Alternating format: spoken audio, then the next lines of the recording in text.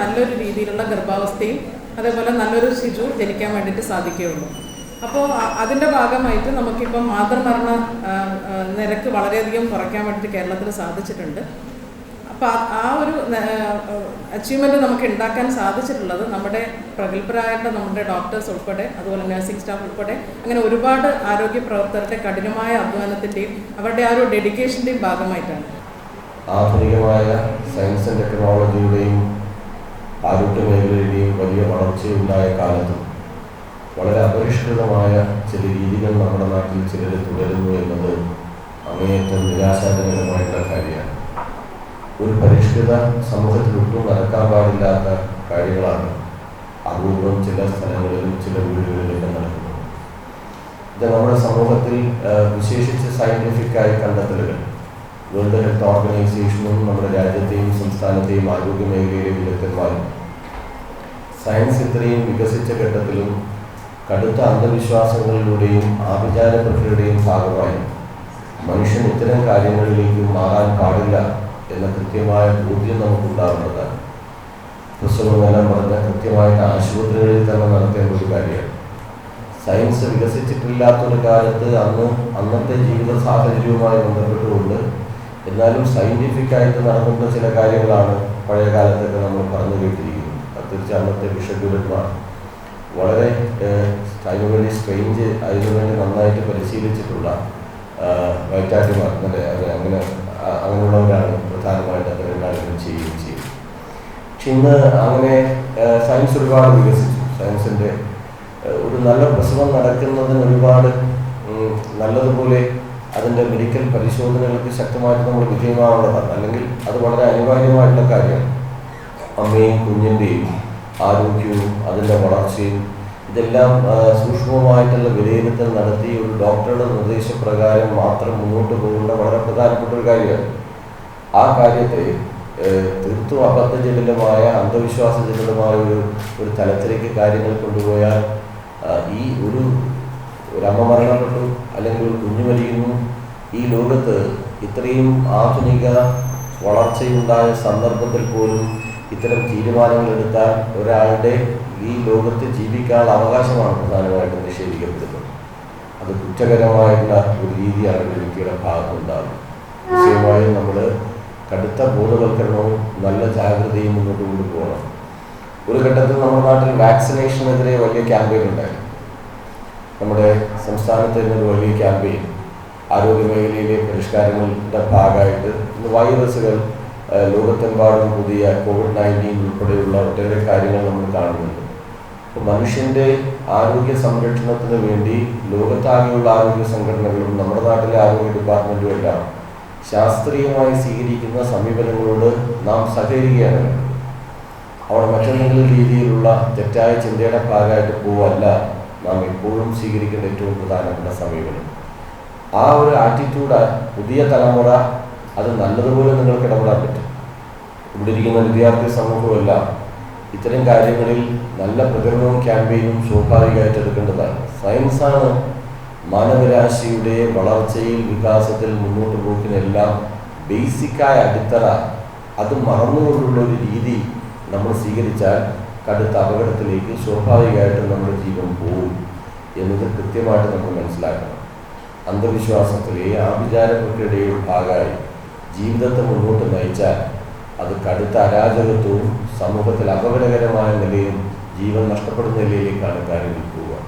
തീർച്ചയായിട്ടും തവണത്തെ വേൾഡ് ലോകാരോഗ്യ ദിനത്തിൻ്റെ ഭാഗമായിട്ട് ലോകത്തിൽ തന്നെ ഉയർത്തിയിട്ടുള്ള ഈ വളരെ പ്രധാനപ്പെട്ട സ്ലോഗൻ അത് ഏറ്റവും നന്നായി മാതൃകാപരമായ സമൂഹത്തിൽ പ്രചരിപ്പിക്കാൻ നാം എല്ലാവരും അതിൻ്റെ പ്രചാരകരായിട്ട് മാറണം.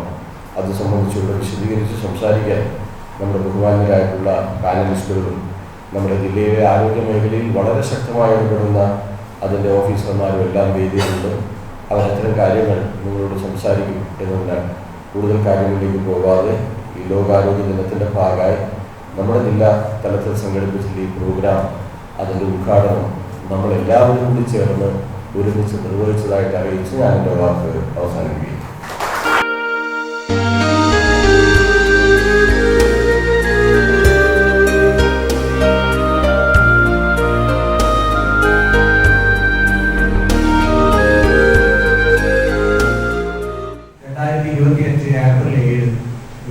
ആരോഗ്യ ദിനം. നമ്മൾക്ക് എല്ലാവർക്കും അറിയാം 1945 ഏപ്രിൽ 7-ാം തീയതിയാണ് ആദ്യമായി നമ്മൾ യുണൈറ്റഡ് നേഷൻസിന്റെ പ്രധാന സബ്സിഡറി ബ്രാഞ്ചായി ലോക ആരോഗ്യ സംഘടന രൂപീകൃതമായത്. അതിന്റെ ഒരു ആനിവേഴ്സറി ആണ് ഞങ്ങൾ എല്ലാ വർഷവും വേൾഡ് ഹെൽത്ത് ഡേ, ലോക ആരോഗ്യ ദിനമായി നമ്മളെല്ലാവരും ആചരിക്കുന്നത്. കഴിഞ്ഞ കുറെ കാലങ്ങളായി നമ്മളൊരു സസ്റ്റൈനബിൾ ഡെവലപ്മെന്റ് ഗോൾസിന്റെ ഭാഗമായി നമ്മൾ 2030 ആവുമ്പോഴത്തേക്ക് ഒരു സമൂഹ പുരോഗതിയിലേക്ക് എത്താൻ എന്തൊക്കെയാണ് നമ്മൾ അച്ചീവ് ചെയ്യേണ്ടത് എന്ന് പറഞ്ഞ് ലോകാരോഗ്യ സംഘടന നമ്മൾക്കൊരു ടാർഗറ്റുകളൊക്കെ വെച്ചിട്ടുണ്ട്. അത് ഏറ്റവും പ്രധാനപ്പെട്ടതാണ് നമ്മൾ മെച്ചപ്പെട്ട ഒരു ആരോഗ്യസ്ഥിതി നമ്മൾ കൈവരിക്കുക എന്നുള്ളത്. അതിന്റെ ഭാഗമായി 2013 മുതൽ നമ്മൾ ഓരോ വർഷത്തെ ലോക ആരോഗ്യ ദിനം നമ്മൾ ആചരിക്കുമ്പോഴും ഒരു മോട്ടോ ഉണ്ടാവും, നമ്മൾക്ക് ഒരു സ്ലോഗൻ ഉണ്ടാവും. ഇപ്പോൾ നിങ്ങൾ ചിലർക്കെങ്കിലും ഓർമ്മയുണ്ടാവും, ഈ കഴിഞ്ഞ വർഷത്തെ 2024 നമ്മളുടെ സ്ലോഗൻ എന്ന് പറയുന്നത് മൈ ഹെൽത്ത് മൈ റൈറ്റ് എന്നുള്ളതായിരുന്നു. എന്റെ ആരോഗ്യം എന്റെ അവകാശം എന്നുള്ളതായിരുന്നു. അതുമായി തുടർന്നുള്ള വിവിധ ബോധവൽക്കരണ അവബോധ പ്രവർത്തനങ്ങളായിരുന്നു കഴിഞ്ഞ വർഷം ഉടനീളം വിവിധ രാജ്യങ്ങൾ ലോകാരോഗ്യ സംഘടനയുടെ ആഹ്വാന പ്രകാരം നമ്മൾ നടത്തിയത്. ഇന്ന് 2025 ലോക ആരോഗ്യ ദിനത്തിൽ ഇന്ന് നമ്മൾ ഇവിടെ എല്ലാവരും പറഞ്ഞു കഴിഞ്ഞു ഹെൽത്തി ബിഗിനിങ് ഹോപ്പ്ഫുൾ ഫ്യൂച്ചർ. കുറച്ചും കൂടെ വിശദമായി മലയാളത്തിൽ പറഞ്ഞാൽ ആരോഗ്യകരമായ തുടക്കം, പ്രതീക്ഷ നിർഭരമായ ഭാവി. മുൻപ് സംസാരിച്ച സ്വാഗത ഭാഷാ രംഗം മുതൽ സംസാരിച്ച ആളുകൾ മുഴുവൻ ഇതിനെ പറ്റിയിട്ടുള്ള ഇന്ത്യൻ പെർസ്പെക്റ്റീവിൽ കേരളത്തിന്റെ ബാക്ക്ഗ്രൗണ്ടിൽ ഇരുന്നുകൊണ്ട് അതിനെപ്പറ്റി അതിന്റെ പ്രാധാന്യം എന്താണ് എന്ന് നമ്മളോട് എല്ലാവരോടും സംസാരിച്ചു കഴിഞ്ഞു. ഇന്ന് ആ വിഷയത്തെ അധികരിച്ച്, കാരണം അമ്മമാരുടെയും നവജാത ശിശുക്കളുടെയും ആരോഗ്യമാണ് നമ്മുടെ ആരോഗ്യമുള്ള സമൂഹത്തെ കെട്ടിപ്പടുക്കുന്നതിൽ, ആരോഗ്യമുള്ള ജനറേഷനെ നിർമ്മിച്ചെടുക്കുന്നതിൽ ഏറ്റവും പ്രധാനപ്പെട്ട റോൾ വഹിക്കുന്നത് എന്നുള്ളത്. നമ്മുടെ മുന്നിൽ ഒരുപാട് സ്റ്റാറ്റിസ്റ്റിക്സ് നമ്മുടെ മുന്നിലുണ്ട്. ഓരോ വർഷവും 3 ലക്ഷത്തിലധികം ആളുകൾ ഗർഭവുമായി ബന്ധപ്പെട്ട്, പ്രസവവുമായി ബന്ധപ്പെട്ട കോംപ്ലിക്കേഷൻസ് കാരണം മരിക്കുന്ന ഒരു സാഹചര്യത്തിൽ, അതുകൂടാതെ 20 ലക്ഷം 2 മില്യൺ അധികം കുട്ടികൾ പ്രസവ സംബന്ധമായ കോംപ്ലിക്കേഷനിൽ മരണമടയുകയും അതുപോലെ തന്നെ അഗെയിൻ ഒരു 20 ലക്ഷത്തോളം ആളുകൾ അതിനെ തുടർന്നുണ്ടായ ആദ്യത്തെ 2 വർഷത്തിന്റെ ഉള്ളിൽ വിവിധ കോംപ്ലിക്കേഷൻസ് കാരണം മരണമടയുകയും ചെയ്യുന്ന ഒരു ബാക്ക്ഗ്രൗണ്ടിലാണ് നമ്മൾ ഇന്ന്. ഒരു ആരോഗ്യമുള്ള ഒരു സമൂഹം രൂപപ്പെട്ട് വരണമെങ്കിൽ ഒരു അമ്മമാരുടെയും കുഞ്ഞുങ്ങളുടെയും ആരോഗ്യം എത്രത്തോളം സംരക്ഷിക്കപ്പെടേണ്ടതുണ്ട് എന്നുള്ള ഒരു തിരിച്ചറിവിനെ തുടർന്നുള്ള നമ്മൾ ഉപയോഗിക്കുന്നത്. ഇന്ന് അതിന്റെ ഭാഗമായുള്ള സംവാദത്തിൽ വി ആർ ഫോർച്ചുനേറ്റ്, നമുക്ക് വളരെ എമിനന്റ് ആയ ഒരു പാനലിസ്റ്റുകളെ നമുക്ക് ഇവിടെ കിട്ടിയിട്ടുണ്ട്. ഞാൻ ആദ്യമേ അവരെ പരിചയപ്പെടുത്തുകയാണ്. First of all doctor Jubair KV, senior consultant gynaecologist Aster MIMS. Madam എനിക്ക് തോന്നുന്നു കണ്ണൂർ മലബാറിലെ തന്നെ one of the gold standard ആണ്. മേഡത്തിനെ അറിയാത്ത ആരോഗ്യ മേഖലയ്ക്ക് അപ്പുറമുള്ള ആളുകൾ ഉണ്ടാവില്ല എന്ന് തന്നെ ഞാൻ കരുതുന്നു. അതുകൊണ്ട് തന്നെ ഒരു മുഖവുരയിലൂടെ മേഡത്തെ ഞാൻ പരിചയപ്പെടുത്തേണ്ട കാര്യമില്ല. ഈ സംവാദത്തിലേക്ക് മേഡത്തിനെ ഞാൻ ഇവിടെ നിങ്ങൾക്ക് മുൻപാകെ ഇൻട്രൊഡ്യൂസ് ചെയ്യുകയാണ്. അതിനുശേഷം doctor Thankamani doctor, senior consultant gynaecologist, district hospital Kannur. Dr. Ashish Mens, consultant gynecologist, AKG Hospital and Cedar Hospital. Dr. Baby Subhadra, Senior Medical Officer, Government Ayurveda Dispensary Manager. Dr. Sheija, Convener, Janani Homeopathic Fertility Center, Government Hospital, Kannur. Srimati Bindu CA, Program Officer, Women and Child Development Department. ഒറ്റ വാക്കിൽ ഇവരെ പരിചയപ്പെടുത്തി പോവുകയാണ്, കാരണം നമുക്ക് വിഷയത്തിലേക്ക് പോവുക എന്നുള്ളത്. ചുരുക്കി പറഞ്ഞാൽ നമുക്ക് ഗവൺമെന്റ് മേഖലയെ പ്രതിനിധീകരിച്ച് നമ്മുടെ മുമ്പിൽ ഇപ്പോൾ ആശയങ്ങൾ പ്രസന്റ് ചെയ്യാൻ ആളുണ്ട്. സ്വകാര്യ മേഖലയെ പ്രതിനിധീകരിച്ച ആളുണ്ട്. ഗവൺമെന്റ് മേഖലയിലും സ്വകാര്യ മേഖലയിലും ജോലി ചെയ്ത അനുഭവ പരിചയമുള്ള ആളുകൾ ഇവിടെയുണ്ട്. ഡോക്ടർ ആശിഷ് മേഡവും എനിക്ക് തോന്നുന്നു ഗവൺമെന്റ് സർവീസിൽ ഉണ്ടായിരുന്ന ആളാണ്. അതുകൂടാതെ നമ്മളുടെ മോഡേൺ മെഡിസിൻ കൂടാതെ ആയുർവേദിക് പെർസ്പെക്റ്റീവിലുള്ള കാര്യങ്ങൾ നമ്മൾ മുൻപാകെ പ്രസന്റ് ചെയ്യാൻ ഡോക്ടറുടെയുണ്ട്. കണ്ണൂരിലെ ഹോമിയോപ്പതി ഹോസ്പിറ്റലിന്റെ ഭാഗമായി ഒറ്റ കാര്യങ്ങൾ പറയാൻ നമ്മുടെ ആളുകളുണ്ട്. പിന്നെ നമ്മൾ ഏത് കാര്യം പറയുമ്പോഴും അതിൽ പോളിസി മേക്കിംഗ് വളരെ ഇമ്പോർട്ടൻ്റ് ആണ്. നമ്മൾ ആരോഗ്യ മേഖലയുടെ കാര്യം പോലെ പറഞ്ഞാൽ പറയാം. കാരണം പോളിസി മേക്കിങ്ങുമായി ബന്ധപ്പെട്ടിട്ട് വനിതാ ശിശു ക്ഷേമ വകുപ്പിന്റെ പ്രതിനിധിയായിരുന്നു നമുക്ക് ഇവിടെ. സോ ആദ്യമായി ഞാൻ തങ്കമണി ഡോക്ടറെ ഞാൻ മേഡം ഒന്ന് രണ്ട് കാര്യങ്ങൾ പ്രസന്റ് ചെയ്യാൻ നമ്മുടെ ഇന്നത്തെ ഈ വിഷയം എന്ന് പറയുന്നത്. അതിനു മുൻപേ കുട്ടികളുടെ ഇവിടെ ഇതൊരു സംവാദം കൂടിയാണ്. ആദ്യമേ തന്നെ ലിസ്റ്റുകളോട് അവരോട് ഒന്ന് രണ്ട് അവർക്ക് പ്രസന്റ് ചെയ്യാനുള്ള കാര്യങ്ങൾ അവർ പ്രസന്റ് ചെയ്യാം. അതിനുശേഷം നമുക്കൊരു ചർച്ചയാവാം. കുട്ടികളുണ്ട്, നിങ്ങൾക്ക് ചോദ്യങ്ങൾ ചോദിക്കാവുന്നതാണ്. ചോദിക്കാൻ ബുദ്ധിമുട്ടുണ്ടെങ്കിലും ഞാൻ എല്ലാവർക്കും ഒരു കടലാസ് ഞാൻ പാസ് ചെയ്യാൻ പറയാം. അത് നിങ്ങൾ എഴുതി തന്നാൽ മതി, എനിക്ക് പാസ് ചെയ്യാം. അപ്പോൾ ഇന്നത്തെ വിഷയവുമായി ബന്ധപ്പെട്ടിട്ടുള്ള ചോദ്യങ്ങളിലേക്ക് ഒതുങ്ങി നിൽക്കണമെന്ന് ഞാൻ സ്നേഹത്തോടുകൂടി നിങ്ങളോട് ആവശ്യപ്പെടുകയാണ്. നമ്മൾ ഇന്നത്തെ വിഷയവുമായി ബന്ധപ്പെട്ടിരുന്നത്. സോ ഞാൻ ഫസ്റ്റ് ഇന്നത്തെ സംവാദം തങ്കമണി ഡോക്ടറുടെ കൂടെ ആരംഭിക്കാൻ വിചാരിക്കുകയാണ്. മാഡത്തിനോട് നമ്മുടെ നിലവിലുള്ള നമ്മളുടെ ഈ ഗർഭകാല പരിചയം, അതുമായി ബന്ധപ്പെട്ട് ഗവൺമെന്റ് മേഖലയിൽ നടന്നു വരുന്ന രീതികൾ, അതുമായി ബന്ധപ്പെട്ടിട്ടുള്ള ഒരു ചോദ്യത്തോടു കൂടി നമ്മൾക്ക് മാഡത്തിന്റെ സംവാദം ആരംഭിക്കാമെന്ന് കരുതുന്നു. മാഡം, എല്ലാ വിധത്തിലുള്ള മിക്ക കോംപ്ലിക്കേഷൻസും, അതായത് ഒരു ടെർഷറി കെയർ സെന്ററിൽ ഒഴികെ ഉള്ള അങ്ങോട്ട് റെഫറൽ അല്ലാതെ ബാക്കി എല്ലാ കോംപ്ലിക്കേഷൻസും ഒരുവിധം ജില്ലാശുപത്രിയിൽ തന്നെ ഡീൽ ചെയ്യാൻ പറ്റുന്ന സൗകര്യങ്ങൾ ജില്ലാശുപത്രിയിൽ ഇപ്പോൾ ഉണ്ട്. ആദ്യമായി ഒരു ഗർഭിണി ഫസ്റ്റ് തന്നെ നമ്മളിപ്പോൾ പ്രഗ്നൻസി ടെസ്റ്റ് പോസിറ്റീവായി വന്നാൽ അത് തന്നെ നമ്മൾ പേഷ്യൻറ്റിൻ്റെ ഹിസ്റ്ററി ഒക്കെ എടുത്ത് അത് ഹൈ റിസ്കിൽ പെടുന്നതാണോ, history of diabetes, anaemia, thyroid disorder, അങ്ങനത്തെ എന്തെങ്കിലും ഉണ്ടോ എന്നുള്ളത് നോക്കും. പിന്നെ age of the patient, interview ആണോ, അതൊക്കെ കോംപ്ലിക്കേറ്റഡ് പ്രഗ്നൻസിയിൽ വരുന്നതാണ്. അതിനുശേഷം ഫസ്റ്റ് തന്നെ നമ്മൾ അനീമിയ ഉണ്ടോ നോക്കാൻ വേണ്ടി ഹീമോഗ്ലോബിൻ, യൂറിൻ എക്സാമിനേഷൻ, പിന്നെ ഏർലി പ്രഗ്നൻസിയിൽ തന്നെ സ്കാൻ ചെയ്യും. സ്കാനിന് പ്രഗ്നൻസി ഇൻട്രാക്യുലൈൻ, അതായത് ഗർഭപാത്രത്തിനുള്ളിൽ തന്നെയാണോ അല്ല ഗർഭപാത്രത്തിന് വെളിയിലാണോ എന്നുള്ളത് നോക്കാൻ വേണ്ടിയാണ് ആദ്യം തന്നെ സ്കാൻ ചെയ്യുന്നത്. അതിനുശേഷം ഫസ്റ്റ് വിസിറ്റിൽ തന്നെ ഒരു നെറ്റിൽ TT കൊടുക്കുന്നതായിരിക്കും. അതിനുശേഷം ഫോളിക് ആസിഡ് ഗുളികകളാണ് സാധാരണ ആദ്യത്തെ 3 മാസങ്ങളിൽ കൊടുക്കുക. പേഷ്യൻസിന് വേറെ ബുദ്ധിമുട്ടൊന്നും ഇല്ലെങ്കിൽ 1 മാസം കഴിഞ്ഞ് 1 മാസം കഴിഞ്ഞ് അടുത്ത ചെക്കപ്പിന് വരാൻ നിർദ്ദേശിക്കും. പിന്നെ 12 വീക്സ് എത്തുമ്പോൾ 12 ആഴ്ച എത്തുമ്പോഴാണ് അടുത്ത സ്കാനിങ് ഉള്ളത്. 12 ആഴ്ച എത്തുമ്പോൾ കുട്ടിക്ക് ജനിതക വൈകല്യങ്ങൾ എന്തെങ്കിലും ഉണ്ടോ നോക്കാൻ വേണ്ടി NT സ്കാൻ എന്ന് പറയും, ന്യൂക്ലിയർ ട്രാൻസ്ലൂസൻസി സ്കാൻ ചെയ്യും. അതും അതിൻ്റെ കൂടെ തന്നെ ഡബിൾ മാർക്കർ ടെസ്റ്റ്, കുട്ടിക്ക് ഡൗൺ സിൻഡ്രോം മുതലായ ജനിതക വൈകല്യങ്ങൾ കണ്ടുപിടിക്കാൻ വേണ്ടി ചെയ്യുന്ന ടെസ്റ്റാണ്. അത് കഴിഞ്ഞ് പിന്നെ അടുത്ത അപ്പോൾ 12 ആഴ്ച കഴിഞ്ഞാൽ അയണും കാൽഷ്യം ഗുളികകളാണ് സാധാരണ കൊടുക്കുക. അപ്പോൾ വിളർച്ചയുണ്ടോ എന്നുള്ളത് നോക്കാൻ ഹീമോഗ്ലോബിൻ ഒന്നുകൂടി ചെക്ക് ചെയ്യും. പിന്നെ അത് കഴിഞ്ഞാൽ 5 മാസം എത്തുമ്പോൾ അടുത്ത അനോമലി സ്കാൻ, കുട്ടിക്ക് അംഗവൈകല്യങ്ങൾ എന്തെങ്കിലും ഉണ്ടോ എന്നുള്ള സ്കാൻ ചെയ്യും. അംഗവൈകല്യങ്ങൾ അത് 18 ആഴ്ചക്കും 22 ആഴ്ചക്കും ഇടയിലാണ് അത് ചെയ്യുന്നത്. ആ സമയത്തൊക്കെ അയണും കാൽഷ്യം മാത്രം കൊടുക്കുകയായിരിക്കും. പിന്നെ അത് കഴിഞ്ഞ് പേഷ്യൻറ്റിന് സാധാരണയായിട്ട് വരുന്ന അസുഖങ്ങൾ എന്താണെന്ന് വെച്ചാൽ ഏർലി പ്രഗ്നൻസിയിൽ ഹൈപ്പർമെസിസ് എന്ന് പറയും, അതായത് അത്യധികമായി ഛർദി എല്ലാ പ്രഗ്നൻസിയിലും ഉണ്ടാവും.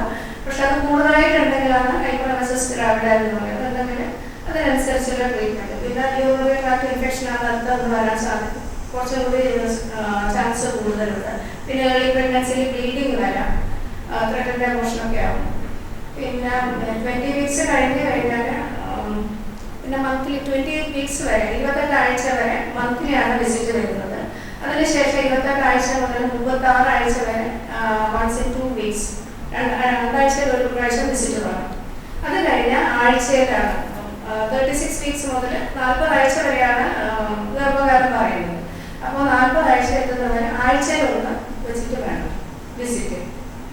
പിന്നെ ഒരു ഗ്രോത്ത് സ്കാൻ എന്ന് പറഞ്ഞിട്ട് 28 to 30 വീക്സിലൂടെ സ്കാൻ ചെയ്യും. കുട്ടിയുടെ അതുവരെയുള്ള ഗ്രോത്ത് എത്രത്തോളം ഉണ്ട്, എന്തെങ്കിലും വളർച്ചക്കുറവോ വെള്ളക്കുറവോ അങ്ങനത്തെ എന്തെങ്കിലും ഉണ്ടോ നോക്കാൻ വേണ്ടി ഒരു സ്കാൻ ചെയ്യും. പിന്നെ ലാസ്റ്റിലുള്ള സ്കാനിങ് 35 to 36 വീക്സിലാണ് സ്കാൻ ചെയ്യുന്നത്. അത് ടേം സ്കാൻ എന്ന് പറയും. കുട്ടിയുടെ കിടപ്പ്, ഏകദേശമുള്ള വെയിറ്റ്, വെള്ളത്തിൻ്റെ അളവ്, അതൊക്കെ നോക്കാൻ വേണ്ടി. അതൊക്കെ പ്രസവ സമയത്ത് പ്രാധാന്യമുള്ള കാര്യങ്ങളാണ്. പിന്നെ 2 ആന്റിനേറ്റൽ TT 2 എണ്ണമാണ് എടുക്കേണ്ടത്. അതൊന്ന് ഫസ്റ്റ് വിസിറ്റിന്, പിന്നെ 1 മാസം കഴിഞ്ഞാൽ രണ്ടാമത്തെ TT കൊടുക്കാം.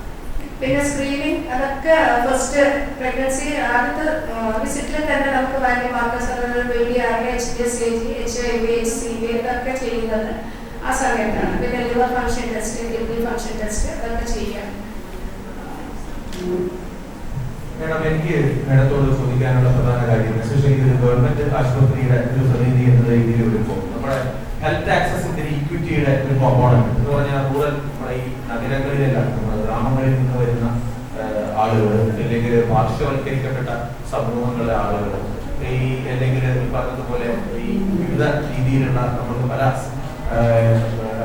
ആരോഗ്യ കേന്ദ്രങ്ങളിലേക്ക് വരാൻ മടിയുള്ള ആളുകൾ, അല്ലെങ്കിൽ മറ്റുള്ള സാമ്പത്തികമായ പരിമിതികളുള്ള ആളുകൾ, ഇങ്ങനത്തെ ആളുകൾക്കൊക്കെ വേണ്ടിയിട്ടുള്ള അതൊക്കെയാണല്ലോ നമ്മുടെ ഏറ്റവും പ്രധാനപ്പെട്ട വെല്ലുവിളികൾ. അവർക്കൊക്കെ വേണ്ടിയിട്ടുള്ള എന്തൊക്കെ പദ്ധതികളാണ് നമ്മുടെ ഈ ഗവൺമെന്റ് ആശുപത്രികളിൽ ഉള്ളത് എന്ന്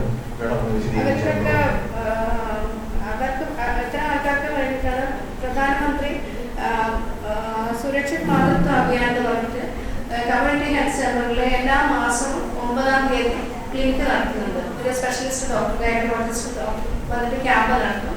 അവിടെ വെച്ചിട്ട് അവരെക്കുള്ള ടെസ്റ്റുകളൊക്കെ ഫ്രീ ആയിട്ട് നടത്തുന്നതായിരിക്കും. അതായത് പ്രഗ്നൻസിയിൽ ചെയ്യുന്ന ടെസ്റ്റുകളൊക്കെ ഫ്രീ ആയിട്ട് ചെയ്യുന്നതായിരിക്കും.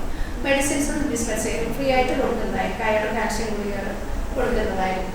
പിന്നെ അവിടുന്ന് എന്തെങ്കിലും ബുദ്ധിമുട്ടുണ്ടെങ്കിൽ അവർ ഹെൽത്ത് സെന്ററിലേക്ക് റെഫർ ചെയ്തിട്ട് ജില്ലാ ആശുപത്രിയിലോ അങ്ങോട്ടേക്ക് വിടും. പിന്നെ ആശാ വർക്കേഴ്സ്, പിന്നെ JPHമാർ അവരെ ക്ലിനിക്ക് കണ്ടക്ട് ചെയ്യുകയും ചെയ്യും, വീക്ക്ലി ആയിട്ട് കണ്ടക്ട് ചെയ്യുകയും ചെയ്യും. അപ്പൊ അതിലും എന്തെങ്കിലും ബുദ്ധിമുട്ടുള്ളവരെ അതായത് ജില്ലാ ആശുപത്രിയിലേക്ക് വിടും.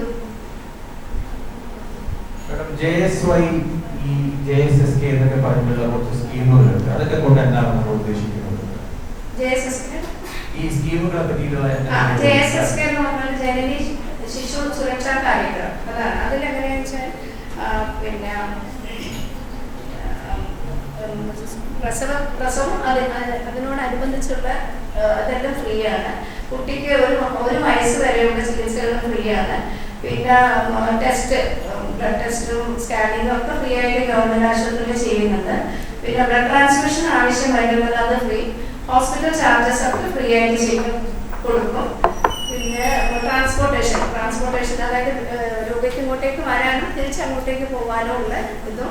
പിന്നെ റെഫറല് വേണ്ടി വന്നിട്ട് ഏതെങ്കിലും സങ്കീർണമാവുകയാണെങ്കിൽ റെഫറല് വേണ്ടി വരുന്നത് അടുത്തുള്ള മെഡിക്കൽ കോളേജിലേക്ക് റെഫറല് അതും ഫ്രീ ആയിട്ട് ചെയ്യുന്നുണ്ട്. പ്രഗ്നൻസി ഇത്രയും നാളും ഞാനീ പണി തുടങ്ങിയിട്ട് 10-45 കൊല്ലമായി. അപ്പൊ ആ തുടക്കത്തില് മാനന്തവാടി ഹോസ്പിറ്റൽ, അവിടെ ശരിക്കും പറഞ്ഞാല് ഒരു 100-300 ഡെലിവറിയും ഒരു ഡോക്ടറുമാണ്. ഇപ്പൊ ആണെങ്കിൽ അത് നേരെ അതിന് കയറി ഇപ്പൊ ടെർഷ്യറി കെയർ സെന്ററിൽ. ഇപ്പൊ പ്രഗ്നൻസി എന്ന് പറയുന്നത് ശരിക്കും പ്ലാൻ ചെയ്ത് പ്രീ കൺസെപ്ഷനും പ്ലാനിങ് നിർബന്ധമായിട്ടും ആവശ്യമുണ്ട്. അപ്പോൾ ആദ്യം എന്താ വേണ്ടതെന്ന് വെച്ചാൽ അവരുടെ പ്രീ കൺസെപ്ഷൻ ഇനി എന്തെങ്കിലും ഡിസീസ് ഉണ്ടോ, അവരുടെ ആരോഗ്യസ്ഥിതി നോർമലാണോ. So they have to plan when to conceive. മതിയാ when to conceive and when to they have to plan. ആദ്യം തന്നെ പ്ലാൻ ചെയ്യണം. അപ്പോൾ ആദ്യം ബ്ലഡ് പ്രഷർ ഉണ്ടോ, പ്രീവിയസ് ആയിട്ട് എന്തെങ്കിലും ഹാർട്ട് ഡിസീസ് ഉണ്ടോ, എപ്പിലെപ്സി ഉണ്ടോ, വെദർ ഷീസ് അനീമിയ ഉണ്ടോ, അതൊക്കെ കണ്ടുപിടിച്ച് അത് ട്രീറ്റ് ചെയ്യണം. പിന്നെ ഷുഗർ ഉണ്ടെങ്കിൽ അതിൻ്റെ ഷുഗർ ഗ്ലൈസിമിക് കൺട്രോൾ നേരത്തെ ആക്കി അവര് പ്രീ കൺസെപ്ഷനിൽ വേണമെങ്കിൽ ഫോളിക് ആസിഡ് കഴിച്ചിട്ട് കൺസീവ് ചെയ്യുന്നതാണ് നല്ലത്. ഏജ് ഫാക്ടർ ഉണ്ട്. ബിക്കോസ് ഇപ്പോൾ പണ്ട് നേരത്തെ പ്രസവിക്കുമായിരുന്നു. ഇപ്പോൾ 18 years ആയി, മാരിറ്റൽ ഏജ് ആയതുകൊണ്ട് ഏർലി ഏജ് പ്രഗ്നൻസി ഇപ്പം ഇല്ല. പിന്നെ ഉള്ളത് ഇപ്പോൾ ഉള്ള പ്രോബ്ലം എന്താ വെച്ചാൽ എല്ലാവരും 35 വയസ്സൊക്കെ ആയിട്ടാണ് കൺസീവ് ചെയ്യുന്നത്. അപ്പോൾ അതും ഒരു ഹൈ റിസ്ക് ഫാക്ടറാണ്. അപ്പോൾ നല്ലത് നേരത്തെ തന്നെ പ്ലാൻ ചെയ്ത് കൺസീവ് ചെയ്യുന്നതാണ്. പ്രഗ്നൻ്റ് ആയി കഴിഞ്ഞാലും റെഗുലറായിട്ട് ആൻറ്റിനീറ്റൽ ചെക്കപ്പ് വേണം. they have to plan where to deliver, എവിടെയാണ് പ്രസവിക്കേണ്ടത്, അവർക്ക് ഏറ്റവും നല്ല സ്ഥലമുള്ളത് കണ്ടുപിടിക്കണം. അങ്ങനെ പറഞ്ഞ് എല്ലാവരും ടെർഷ്യറി കെയർ സെന്ററിൽ പോകണമെങ്കിലും അവരൊരു നല്ലൊരു ഹോസ്പിറ്റൽ കണ്ടുപിടിച്ച് അതിൽ പ്രസവിക്കാൻ നോക്കണം. ഇപ്പോൾ എല്ലാ ഫെസിലിറ്റിയുള്ള ഹോസ്പിറ്റൽസ് ഉണ്ടെങ്കിലും അവർക്ക് അപ്രോച്ചബിൾ ആയിട്ടുള്ള ഏറ്റവും നല്ല ഹോസ്പിറ്റൽ നോക്കണം. അത് ഗവൺമെൻറ് സെക്ടർ ആവാം, പ്രൈവറ്റ് സെക്ടർ ആവാം. പ്രഗ്നന്റ് ആയി കഴിഞ്ഞാൽ റെഗുലർ ആന്റിനേറ്റൽ ചെക്കപ്പ് പറയണം. ഡോക്ടർ തങ്കമണി പറഞ്ഞ പോലെ 12 വീക്സ് ആകുമ്പോൾ 12 വീക്സിലെ സ്ക്രീനിങ് ആണ്. ജെനറ്റിക് സ്ക്രീനിങ് മാത്രമല്ല, ലേറ്റർ പേഷ്യൻറ്റിന് വരാനുള്ള PIH, ഇൻട്രായൂട്രൈൻ ഗ്രോത്ത് റിട്ടാർഡേഷൻ, അതായത് കുട്ടിക്കുള്ള വളർച്ച കുറവൊക്കെ ആ സമയത്ത് 12 വീക്സ് സ്കാനിൽ കണ്ടുപിടിച്ച് നമുക്ക് ഏറെക്കുറെ അത് പരിഹരിക്കാൻ പറ്റും. അത് കഴിഞ്ഞാൽ പിന്നെ എല്ലാ പ്രഗ്നൻസിയിലുണ്ടാകുന്ന മറ്റ് കോംപ്ലിക്കേഷൻസ്, അതായത് ജസ്റ്റേഷണൽ ഡയബറ്റീസ്, അത് 26 വീക്സ് ആകുമ്പോൾ GCT എന്ന് പറഞ്ഞ ടെസ്റ്റ് നോക്കി അത് കണ്ടുപിടിച്ച് നമുക്കത് ട്രീറ്റ് ചെയ്യാൻ പറ്റും. പേഷ്യൻറ്റിന് ഈ ആന്റിനേറ്റൽ ചെക്കപ്പിൽ തന്നെ നമുക്ക് ഹൈ റിസ്ക് പ്രഗ്നൻസി ആണോ അതോ റിസ്ക് കുറഞ്ഞ പ്രഗ്നൻസി ആണോ എന്ന് അസസ് ചെയ്ത് കണ്ടുപിടിക്കണം. ഹൈ റിസ്ക് പ്രഗ്നൻസിൻ്റെ ഫാക്ടേഴ്സ് എന്തൊക്കെയാണെന്ന് വെച്ചാൽ, ഒന്നിപ്പോൾ പറഞ്ഞ പോലെ ഏജ് ഫാക്ടർ, പിന്നെ നേരത്തെ തന്നെയുള്ള diseases, diabetes, heart disease, kidney diseases, SLE, പിന്നെ എപ്പിലെപ്സി, ഇതൊക്കെയാണ്. പിന്നെ തേർഡ് ഫാക്ടർ പ്രഗ്നൻസിയിൽ തന്നെ വരുന്ന കോംപ്ലിക്കേഷൻസ് ആണ്. ഒന്ന് പ്രഗ്നൻസി ഇൻഡ്യൂസ്ഡ് ഹൈപ്പർ ടെൻഷൻ, അതാണ് ഒരു ഡ്രൈഡഡ് കോംപ്ലിക്കേഷൻ. പിന്നെ ജസ്റ്റേഷണൽ ഡയബറ്റീസ്, ബ്ലീഡിങ്, പ്ലാസൻ്റെ താഴെയായിട്ട് വരാം, അബ്രപ്ഷനായിട്ട് വരാം. പിന്നെ ഇത് പ്രഗ്നൻസി. പിന്നെ ലൈഫ് സ്റ്റൈൽ ഫാക്ടർ, ആൽക്കഹോൾ കൺസപ്ഷനൊക്കെ ഇപ്പോൾ വന്നു തുടങ്ങിയിട്ടുണ്ട്. അതിൻ്റെ പ്രോബ്ലം, മോർബിഡ്ലി ഒബീസ് പേഷ്യൻ്റ് ആണ് ഇപ്പോൾ ഏറ്റവും വലിയ പ്രോബ്ലം. പണ്ട് എപ്പോഴെങ്കിലും ഒരു 100 കിലോ ഉള്ള പേഷ്യൻറ്റിനെ കിട്ടും. ഇപ്പോൾ ഒരു 10 പേര് വരുമ്പോൾ 2 പേർക്കെങ്കിലും വരുമ്പോൾ 100 വരുന്നുണ്ട്. അതാണ് അത്. എനിക്ക് തോന്നുന്നു മാഡം പറഞ്ഞു, മാനന്തവാടിയിൽ മാഡം ആരംഭിച്ച കാലം മുതൽ പറഞ്ഞു. ആ കാലത്ത് മാഡത്തിന് എന്തായാലും ഒരുപാട് ഹോം ഡെലിവറീസിനെ പറ്റിയിട്ടൊക്കെയുള്ള കഥകൾ പറയാനുണ്ടാവും. പക്ഷെ നമ്മൾ ഇന്ന് തിരിഞ്ഞ് നോക്കുമ്പോൾ നമ്മൾ ഹോം ഡെലിവറീസിനെ പറ്റിയിട്ടുള്ള മാഡത്തിന്റെ അഭിപ്രായം, നമ്മുടെ മിത്തുകൾ, അത് ഇപ്പോഴും തുടരുന്നതിന്റെ പിന്നിലുള്ള അപകടം, ഇതിനെപ്പറ്റി എനിക്ക് മാഡത്തിന്റെ അഭിപ്രായം, ഇന്നലത്തെ ഒരു ബാക്ക്ഗ്രൗണ്ട് ഇന്ന് ഓൾറെഡി സ്വാഗത ഭാഷകൻ ആദ്യം പറഞ്ഞു കഴിഞ്ഞു. മാഡത്തിന്റെ ഒരു ഒപ്പീനിയൻ എനിക്ക് അറിയാൻ താല്പര്യമുണ്ട്. ശരിക്കും പറഞ്ഞാൽ ഞാൻ തുടങ്ങിയത് മുട്ടത്താണ്. അപ്പം ഞാൻ ഹോം ഡെലിവറിക്ക് പോയിട്ടുണ്ട്. പക്ഷെ Mananthavady it was A district hospital. അപ്പോൾ ഇല്ല, പിന്നെ ഹോം ഡെലിവറി ഞാൻ ഈ ഫംഗ്ഷന് വരാൻ തന്നെ സമ്മതിച്ചത് ഇതിനെ പറ്റി എന്തെങ്കിലും പറയാൻ വേണ്ടിയാണ്. അത് ഒന്നാമത് എൻ്റെ സമുദായമാണ് ഇതിൽ ഉൾപ്പെട്ടിരിക്കുന്നത്. അത് മതത്തിൻ്റെ പേരിൽ വെറുതെ വ്യാജമായിട്ട് കെട്ടിച്ചമച്ചിട്ട് പാവ സ്ത്രീകളെയാണ് ഉപദ്രവിക്കുന്നത്. അപ്പൊ അതിനെപ്പറ്റി എന്തെങ്കിലും പറയണമെന്ന് വെച്ചിട്ട് തന്നെയാണ് ഞാൻ പറഞ്ഞത്. അല്ലെങ്കിൽ ഞാൻ സാധാരണ ഒന്നും പോകാറില്ല.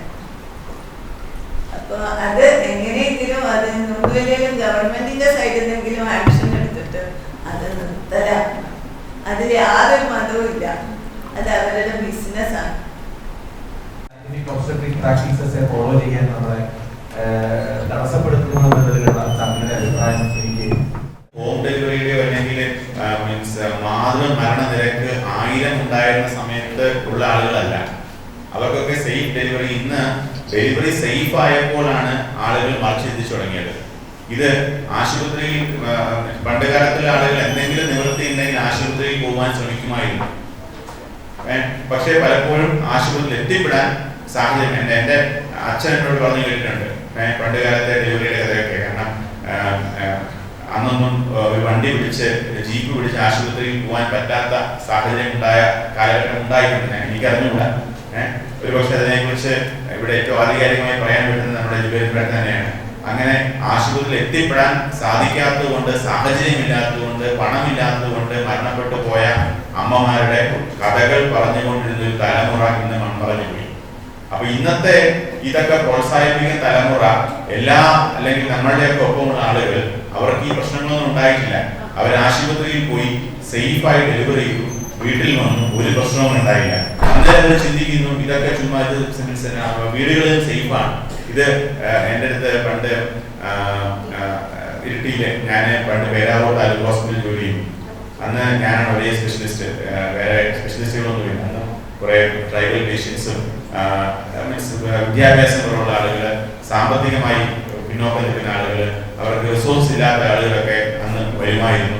ഒരു ദിവസം ഞാൻ ഒരു പേഷ്യന്റിനെ ഡെലിവർ ചെയ്യില്ല എന്ന് ഉള്ള ധാരണയിൽ ഞാൻ അടുത്തുള്ള പ്രൈവറ്റ് ഹോസ്പിറ്റലിലോട്ട് റെഫർ ചെയ്തു. അവിടെ ഒരു പ്രൈവറ്റ് ഹോസ്പിറ്റലില് അവിടുത്തെ ഗൈനക്കോളജിസ്റ്റ് ആയ മേഡം ആ പേഷ്യന്റിനെ ഡെലിവറി ഒക്കെ കണ്ടക്ട് ചെയ്യുകയും ചെയ്തു. മീൻസ് പൈസയൊന്നും വാങ്ങിച്ചൊന്നുമില്ല, പക്ഷെ പോകാൻ നേരത്തെ ചെറിയ ബില്ലിട്ട് കൊടുത്തു.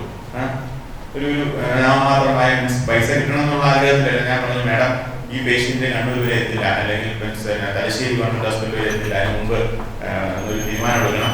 എനിക്ക് എൻ്റെ ലിമിറ്റഡ് റിസോഴ്സസിൽ അത് കൈകാര്യം ചെയ്യാനുള്ള ധൈര്യമില്ല, അല്ലെങ്കിൽ അതിനുള്ള സാഹചര്യമില്ല എന്ന് പറഞ്ഞ റെഫർ ചെയ്തതാണ്. ഇത് കഴിഞ്ഞ് പേഷ്യന്റ് ഫോർച്ചുനേറ്റ്ലി സുഖപ്രസവമായിരുന്നു, കുഴപ്പമൊന്നും ഉണ്ടായില്ല, അമ്മയും കുട്ടിയും ഒക്കെ നോർമലായി പോയി. അത് കഴിഞ്ഞ് തിരിച്ചു പോരാൻ നേരത്തെ ബില്ല് കൊടുത്തപ്പോഴത്തേനും ആ പേഷ്യന്റ് പാർട്ടി അവരോട് ചോദിച്ചു, നിങ്ങൾ എന്താക്കി? ഞങ്ങളിവിടെ വന്നു, ഞങ്ങൾ നോക്കി, ഞങ്ങൾ പ്രസവിച്ചു. ഡോക്ടർ നിങ്ങൾ എന്താക്കി? അതിന് നിങ്ങൾക്ക് ബില്ലും വേണം. അല്ല, ഇതാണ് കാഴ്ചപ്പാട്. അപ്പൊ ഞാൻ ആ പേഷ്യന്റ് സേഫ്റ്റിക്ക് വേണ്ടിയിട്ടാണ് പേഷ്യന്റിനെ റെഫർ ചെയ്തത്. പക്ഷെ അവിടെ എത്തി മീൻസ് അൺഫോർച്ചുനേറ്റ്ലി നേരെ തിരിച്ചായിരുന്നെങ്കിൽ ഈ പറഞ്ഞ എന്തെങ്കിലും ഒരു ബുദ്ധിമുട്ട് അമ്മയ്ക്കോ കുട്ടിക്കോ സംഭവിച്ചിരുന്നെങ്കിൽ സംഭവിക്കരുത്, ഒന്നും സംഭവിക്കുന്ന മീൻസ് പ്രാർത്ഥനയിലാണ്, അല്ലെങ്കിൽ ആ ഒരു പേടി കാരണമാണ് നമ്മൾ പലപ്പോഴും പല കേസുകളും റെഫർ ചെയ്യുന്നത്. അപ്പം മറിച്ചും സംഭവിക്കാം. അപ്പം നമ്മൾ മരണ നിരക്ക് സ്വാതന്ത്ര്യം കിട്ടിയ സമയത്ത് ഇന്ത്യയിൽ 1000 അതായത് 1,00,000-1000 അമ്മ മരിക്കുമായിരുന്നു. നമ്മൾ ഇന്ന് കേരളം നിൽക്കുന്നത് 19-ലാണ്. 1,00,019 വരെയുള്ളൂ. നമ്മൾ ഈ ഹോം ഡെലിവറിയുടെ മാത്രം മെറ്റേണൽ മോർട്ടാലിറ്റി എടുത്താൽ നമുക്ക് കഴിഞ്ഞ ഒരു വർഷം 250-ഓളം ഹോം ഡെലിവറീസ് ഉണ്ട്. അതിനകത്ത് നമുക്ക് ഏകദേശം 3 മരണങ്ങളുണ്ട്, അല്ലേ? 3-4 മരണങ്ങളാണ്. 250-ൽ 4 മരണങ്ങൾ. അപ്പൊ നമ്മൾ 1,00,000-ൽ നോക്കിയിട്ടുണ്ടെങ്കിൽ 2000-ന് മേലെത്തി. അപ്പൊ നമ്മൾ ഹോം ഡെലിവറിയുടെ റിസ്ക് ഈ സ്റ്റാറ്റിസ്റ്റിക്സ് തന്നെ നമുക്ക് വിളിച്ച് പറഞ്ഞു തരുന്നുണ്ട്. പിന്നെ വേറെ നമുക്ക് ആളുകൾ പറയുന്ന കാര്യം സിസേറിയൻസ് കൂടി എന്ന് പറയും. സിസേറിയൻസ് കൂടി എന്ന് വെച്ചിട്ടുണ്ടെങ്കിൽ നമ്മൾ കാലം മാറി. പണ്ടതുപോലെയല്ല, ബർത്ത് വെയിറ്റ് കൂടി. പണ്ട് ഉണ്ടായിരുന്ന മീൻസ് ബർത്ത് വെയിറ്റ് ഗണ്യമായി മാറ്റം വന്നിട്ടുണ്ട്. ഡയബറ്റിക് മദേഴ്സിന്റെ എണ്ണം കൂടി. ബിഗ് ബേബീസ് ഉണ്ട്. നമുക്ക് ചില അമ്മമാർ പ്രസവിക്കാൻ പറ്റാത്ത അമ്മമാരുമുണ്ട്, അല്ലെങ്കിൽ ഹൈ റിസ്ക് കേസുകളുണ്ട്. ഇതൊക്കെ നമുക്ക് ശരിക്കും പിക്ക് ചെയ്യാൻ പറ്റുകയും അതിന് വേണ്ട ചികിത്സ കൊടുക്കാൻ പറ്റുകയും ചെയ്യുന്നത് കൊണ്ടാണ് മെറ്റേണൽ മോർട്ടാലിറ്റി കുറയുന്നത്, ഇൻഫന്റ് നിയോനേറ്റൽ ഡെത്ത് കുറയുന്നത്, ഇൻഫന്റ് മോർട്ടാലിറ്റി കുറയുന്നത്. ഇങ്ങനെയുള്ള കാര്യങ്ങളൊക്കെ മറച്ചു വെച്ചുകൊണ്ട് അതിന് ഒരു പ്രശ്നവുമില്ലാണ്ട് ഹോസ്പിറ്റൽ ഡെലിവറി ചെയ്യുന്ന ആൾക്കാരെ മാത്രം ഹൈലൈറ്റ് ചെയ്തുകൊണ്ടാണ് പലപ്പോഴും ഇങ്ങനെ ഇതിന്റെ പ്രൊപ്പഗണ്ട പ്രചരിപ്പിക്കുന്ന ആളുകൾ മുമ്പോട്ട്. ഈ സാമൂഹ്യ മാധ്യമങ്ങളിലെ സാന്നിധ്യം ഈ ഒരു മാറിയ കാലത്ത്, കാരണം നമ്മൾ ഒരിക്കലും സാമൂഹ്യ മാധ്യമങ്ങളെ ഇനി ഒഴിഞ്ഞു നിൽക്കാൻ പറ്റാത്ത ഒരു കാലത്താണ് നമ്മളെല്ലാവരും ജീവിക്കുന്നത്. അത് നിലവിൽ ഡോക്ടറുടെ നിരീക്ഷണത്തിൽ അത് നമുക്ക് ഗുണമാണോ ദോഷമാണോ? ഗുണമാണെങ്കിൽ എങ്ങനെ, ദോഷമാണെങ്കിൽ എങ്ങനെയാണ്? കാരണം നമ്മൾ ഇന്നലെ ഉണ്ടായ ഇവന്റിനെ പറ്റി പോലും പറയുമ്പോൾ അതിനൊരു വീടുകളിൽ നിന്നൊക്കെ ഉണ്ടാകുന്ന ഗർഭധാരണത്തിന് ഒരു VIP പരിവേഷം കൊടുക്കുന്നത്, അതുമായി ബന്ധപ്പെട്ട ആഘോഷങ്ങൾ വരെ മാധ്യമങ്ങളിൽ പ്രചരിക്കുന്ന ഒരു കാലത്ത് കൂടിയാണ് നമ്മൾ നിൽക്കുന്നത്. പിന്നെ തെറ്റായ വിവരങ്ങൾ എത്രത്തോളം സമൂഹത്തിൽ പരത്തുന്നുണ്ട്, ഇതിന്റെയൊക്കെ ഒരു ബാക്ക്ഗ്രൗണ്ടിൽ സാമൂഹ്യ മാധ്യമങ്ങളുടെ പങ്ക് ഈ ഒരു കാര്യത്തിൽ എന്തായിരിക്കണമെന്നാണ് ഡോക്ടറുടെ നിരീക്ഷണം? ഗുണവുമുണ്ട് ദോഷവുമുണ്ട്. ഇപ്പൊ നമുക്ക് തെറ്റാണെന്നോ അല്ലെങ്കിൽ അത് മീൻസ് നല്ലതാണെന്നോ മാത്രം പറയാൻ പറ്റില്ല. അതിന്റെ ഒത്തിരി ഗുണങ്ങളുണ്ട്. നമ്മള് പല നോളജും സപ്പോസ് പുതിയ ട്രീറ്റ്മെന്റ് രീതികളെ കുറിച്ച്, അല്ലെങ്കിൽ നമ്മുടെ നാട്ടിൽ എന്തൊക്കെ സംവിധാനങ്ങൾ ലഭ്യമാണ്, ഇതിനെ കുറിച്ചൊക്കെ നമുക്ക് അറിയുവാൻ വേണ്ടി നോളജ് മീൻസ് ഡിസിമിനേറ്റ് ചെയ്യാൻ വേണ്ടി നമുക്ക് നിർബന്ധമായിട്ടും സമൂഹ മാധ്യമങ്ങൾ വേണം. പക്ഷെ അതൊരു പ്യുവർ മീൻസ് വാണിജ്യവൽക്കരിക്കപ്പെടുമ്പോൾ അത് പ്രശ്നമാണ്. മെഡിക്കൽ മാർക്കറ്റിംഗ് ഞാൻ എതിരാണ്. പക്ഷെ ഇന്ന് പലപ്പോഴും പല ഹോസ്പിറ്റൽസും സ്ഥാപനങ്ങളും നമ്മളുടെ മാർക്കറ്റ് പ്രഷറിന് വിധേയമായി മെഡിക്കൽ മാർക്കറ്റിങ്ങിലൂടെ ഇറങ്ങുന്ന ഒരു സാഹചര്യമാണ് നമ്മൾ ഇന്ന് കാണുന്നത്. അത് തന്നെ ആളുകൾക്ക് തെറ്റായ ഒരു നോളജാണ് അവിടെ കൊടുക്കപ്പെടുന്നത്. ഒരു ആശുപത്രിയിൽ പോയിട്ടുണ്ടെന്നുണ്ടെങ്കിൽ അവിടെ എല്ലാ കാര്യങ്ങളും ഭംഗിയായി നടക്കും. അങ്ങോട്ട് മീൻസ് വളരെ സിക്കായിട്ട് ഒരാളെ കൊണ്ടുപോയിട്ടുണ്ടെന്നുണ്ടെങ്കിൽ ആ വ്യക്തി 100% മീൻസ് ഉഷാറോടെ തിരിച്ചു വരുന്നതാണ് ആളുകൾ പ്രതീക്ഷിക്കുന്നില്ല. അങ്ങനെ വരുന്ന ആളുകളുണ്ട്, അങ്ങനെ വരുമെന്നുള്ളതാണ് നമ്മളുടെ വിശ്വാസവും പ്രാർത്ഥനയും നമ്മളുടെ ശ്രമങ്ങളും ഒക്കെ അങ്ങനെ തന്നെയാണ്. പക്ഷെ അങ്ങനെയല്ല. നമ്മൾ ഈ പറഞ്ഞ ആശുപത്രികളിൽ അപകടങ്ങളും സംഭവിക്കാം. അപകടം മനഃപൂർവ്വമായിട്ട് അപകടങ്ങളല്ല. ആശുപത്രിയിൽ ഒരു രോഗമായി പോകുന്ന മീൻസ് മോശമായ രീതിയിൽ പോകുന്ന ആളുകൾ ചിലപ്പോൾ അത് വളരെ ഫർദർ മോശമാവാൻ സാധ്യതയില്ല. ആശുപത്രിയിൽ ചെന്നിട്ടുണ്ടെന്നുണ്ടെങ്കിൽ ആശുപത്രിയിൽ നിന്ന് യാതൊരു പ്രശ്നങ്ങളും സംഭവിക്കില്ല എന്നുള്ളൊരു മെസ്സേജ് പലപ്പോഴും ചില സാമൂഹ്യ മാധ്യമങ്ങളുടെ പരസ്യങ്ങളിൽ കൊടുക്കുന്നുണ്ട്. അത് തെറ്റാണ്. അപ്പൊ ആൾക്കാർക്ക് തെറ്റായ ഒരു ഇംപ്രഷനാണ് ഹോസ്പിറ്റലിനെ കുറിച്ച്. ഹോസ്പിറ്റലിൽ ചെന്നിട്ടുണ്ടെന്നുണ്ടെങ്കിൽ എവരിതിങ് ഇസ് സേഫ്. ശരിയാണ്, നമ്മൾ അത് തന്നെയാണ് നമ്മൾ ആഗ്രഹിക്കുന്നത്. ആസ് ഫാർ ആസ് പോസിബിൾ ഹോസ്പിറ്റലിനെ സേഫ് ആയിരിക്കും. പക്ഷേ there is other side also. നമുക്ക് മനുഷ്യരുടെ അല്ലെങ്കിൽ ഡോക്ടർമാരുടെ ഹെൽത്ത് വർക്കേഴ്സിന്റെ കയ്യിൽ നിൽക്കാത്ത പ്രതിസന്ധികൾ നമുക്ക് ഉണ്ടാവാറുണ്ട്. അതൊന്നും അവിടെ പലപ്പോഴും അത് കൊട്ടിഘോഷിക്കണമെന്നല്ല ഈ പ്രതിസന്ധികളെ കുറിച്ച്. പക്ഷെ അത് തെറ്റായ ഒരു സന്ദേശം അവിടെ കൊടുക്കുന്നുണ്ട്. അത് തെറ്റാണ്.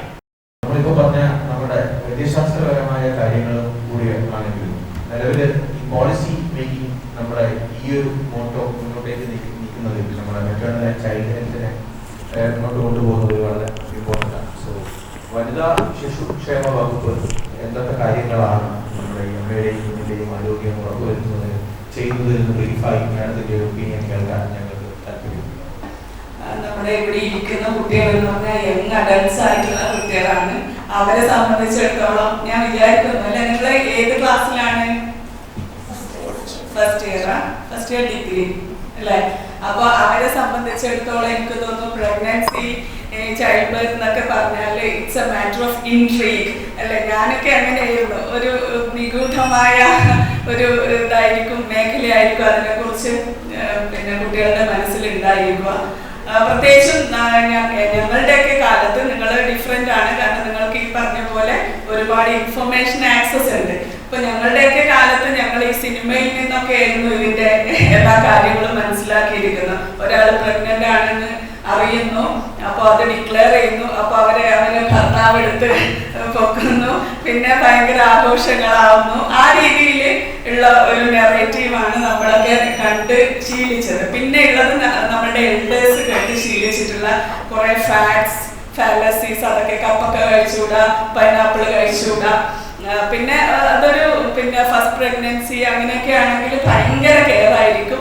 പക്ഷെ പിന്നീട് അത് മാറിയിരിക്കും. പിന്നെ എങ്ങനെ പ്രഗ്നൻസിയുടെ ഒരു ലെജിറ്റിമസി, അതും വലിയൊരു ക്വസ്റ്റ്യൻ ആണ്. ലെജിറ്റിമേറ്റ് പ്രഗ്നന്റ് ആണെങ്കിൽ ഇറ്റ്സ് ഓൾവേസ് വെൽക്കം. അതേസമയം പ്രഗ്നൻസി എന്ന് പറയുന്ന ആ ഫാക്ടർ സ്ത്രീകളെ സംബന്ധിച്ചിടത്തോളം, ഏത് സ്ത്രീയെ സംബന്ധിച്ചിടത്തോളം 40 വയസ്സിൽ പ്രഗ്നന്റ് ആവുന്നതാണെങ്കിലും 35 വയസ്സിലാണെങ്കിലും 18 വയസ്സിലാവുന്നതാണെങ്കിലും, ഇല്ലെജിറ്റിമേറ്റ് പ്രഗ്നൻസി ആണെങ്കിലും ഒരു ചൈൽഡ് പ്രഗ്നൻസി ആണെങ്കിലും ആ ഒരു അവസ്ഥയെ നമ്മൾ നോൺ ജഡ്ജ്മെന്റലായിട്ട് കാണേണ്ടത് കൂടിയുണ്ട്. ഏതായാലും അതിലേക്ക് ഞാൻ വരുന്നതിന് മുന്നേ ഞങ്ങളുടെ സ്കീമിന്റെ കാര്യം പറയാം. ഞങ്ങളുടെ വനിതാ ശിശുവികസന വകുപ്പിനെ സംബന്ധിച്ചിടത്തോളം പ്രഗ്നൻസി അല്ലെങ്കിൽ കുട്ടികളുടെ ആരോഗ്യം, അമ്മമാരുടെ ആരോഗ്യം എന്നുള്ളത് ഏറ്റവും പ്രധാനപ്പെട്ട ഞങ്ങളുടെ ഒരു കോർ ആക്ടിവിറ്റിയാണ്. ഞങ്ങളുടെ ICDS സ്കീമിനെ സംബന്ധിച്ചിടത്തോളം ഇത് ഞങ്ങളുടെ ഗോൾഡൻ ജൂബിലി ഇയർ ആണ്. 1975 സംയോജിത ശിശു വികസന സേവന പദ്ധതി എന്ന് പറഞ്ഞ് ചെറിയ കുട്ടികൾക്കും അമ്മമാർക്കും വേണ്ടിയിട്ടുള്ള ലോകത്തിലെ ഏറ്റവും ബൃഹത്തായ ശൃംഖലയുള്ള ഈ പരിപാടിക്ക് ഇന്ത്യയിൽ തുടക്കം കുറിച്ചിട്ടുള്ളത്. അപ്പൊ അതിൽ ഞങ്ങൾ എപ്പോഴും പിന്തുടരുന്നത് ഒരു ലൈഫ് സൈക്കിൾ അപ്രോച്ചാണ്. അതായത് അഡോളസെന്റ് ഗേൾ, ഫ്യൂച്ചർ മദേഴ്സ്, പിന്നെ ചൈൽഡ് കെയർ, പിന്നെ അഡോളസെന്റ് ഗേൾ, അങ്ങനെ ആ ഒരു സൈക്ലിക്കൽ അപ്രോച്ചാണ് ഞങ്ങൾ ഫോളോ ചെയ്യുന്നത്. അഡോളസെൻസിനെ സംബന്ധിച്ചിടത്തോളം നമ്മൾ അവരുടെ BMI, അതുപോലെ ഹിമോഗ്ലോബിൻ, മറ്റ് ആരോഗ്യ ആക്റ്റീവായിട്ടിരിക്കുക, അതുപോലെ ഇപ്പൊ ഞങ്ങളെ സംബന്ധിച്ചിടത്തോളം ഞങ്ങൾ അഡ്രസ് ചെയ്യുന്നത് ഒബീസിറ്റി. മാം പറഞ്ഞ പോലെ ഒബീസിറ്റി ഒരുപാട് കൂടി വരുന്നുണ്ട്. അതുപോലെ നിങ്ങളുടെ ഫുഡ് കൺസംഷൻ അല്ലെ, ഒരുപാട് ഹൈ സോൾട്ടി ഫുഡൊക്കെ കൺസ്യൂം ചെയ്യുന്ന ഒരു നമ്മളെ അടുക്കളയൊക്കെ തിരിച്ചു പിടിക്കേണ്ട ഒരു ആവശ്യം കൂടി ഉണ്ടെന്ന് തോന്നുന്നു. അപ്പോൾ അത്തരം കാര്യങ്ങള് പിന്നെ അതൊക്കെയാണ് അഡോളസെന്റ് ഹെൽത്തിൽ ഞങ്ങൾ ഫോക്കസ് ചെയ്യുന്നത്. പിന്നീട് നമ്മൾ പ്രഗ്നൻസിയിലേക്ക് വരുമ്പോൾ ഏറ്റവും പ്രധാനപ്പെട്ടത്, ആദ്യം ICDSനെ സംബന്ധിച്ചിടത്തോളം ഇത് കേവലം ഒരു സ്കീം മാത്രമായിരുന്നു. പക്ഷേ ഇപ്പോ അതൊരു നിയമപരമായ ഒരു പരിരക്ഷ കൂടിയുള്ള ഒരു സേവനമാണ് ICDSലൂടെ നൽകുന്നത്. 2013 ഭക്ഷ്യഭദ്രതാ നിയമപ്രകാരം ആണ് ഇപ്പോൾ ICDSന്റെ സേവനങ്ങൾ നൽകി വരുന്നത്. പ്രഗ്നന്റിന് പ്രധാനമായിട്ടുള്ളത് ഞങ്ങളുടെ സപ്ലിമെന്ററി ന്യൂട്രീഷൻ പ്രോഗ്രാം ആണ്. അത് 600 calories, 18 to 20 gram of protein, പിന്നെ ഹാഫ് ഓഫ് റെക്കമെൻഡഡ് ഡയറ്ററി അലവൻസിന്റെ മൈക്രോന്യൂട്രിയൻസും അടങ്ങിയ ഭക്ഷണമാണ്.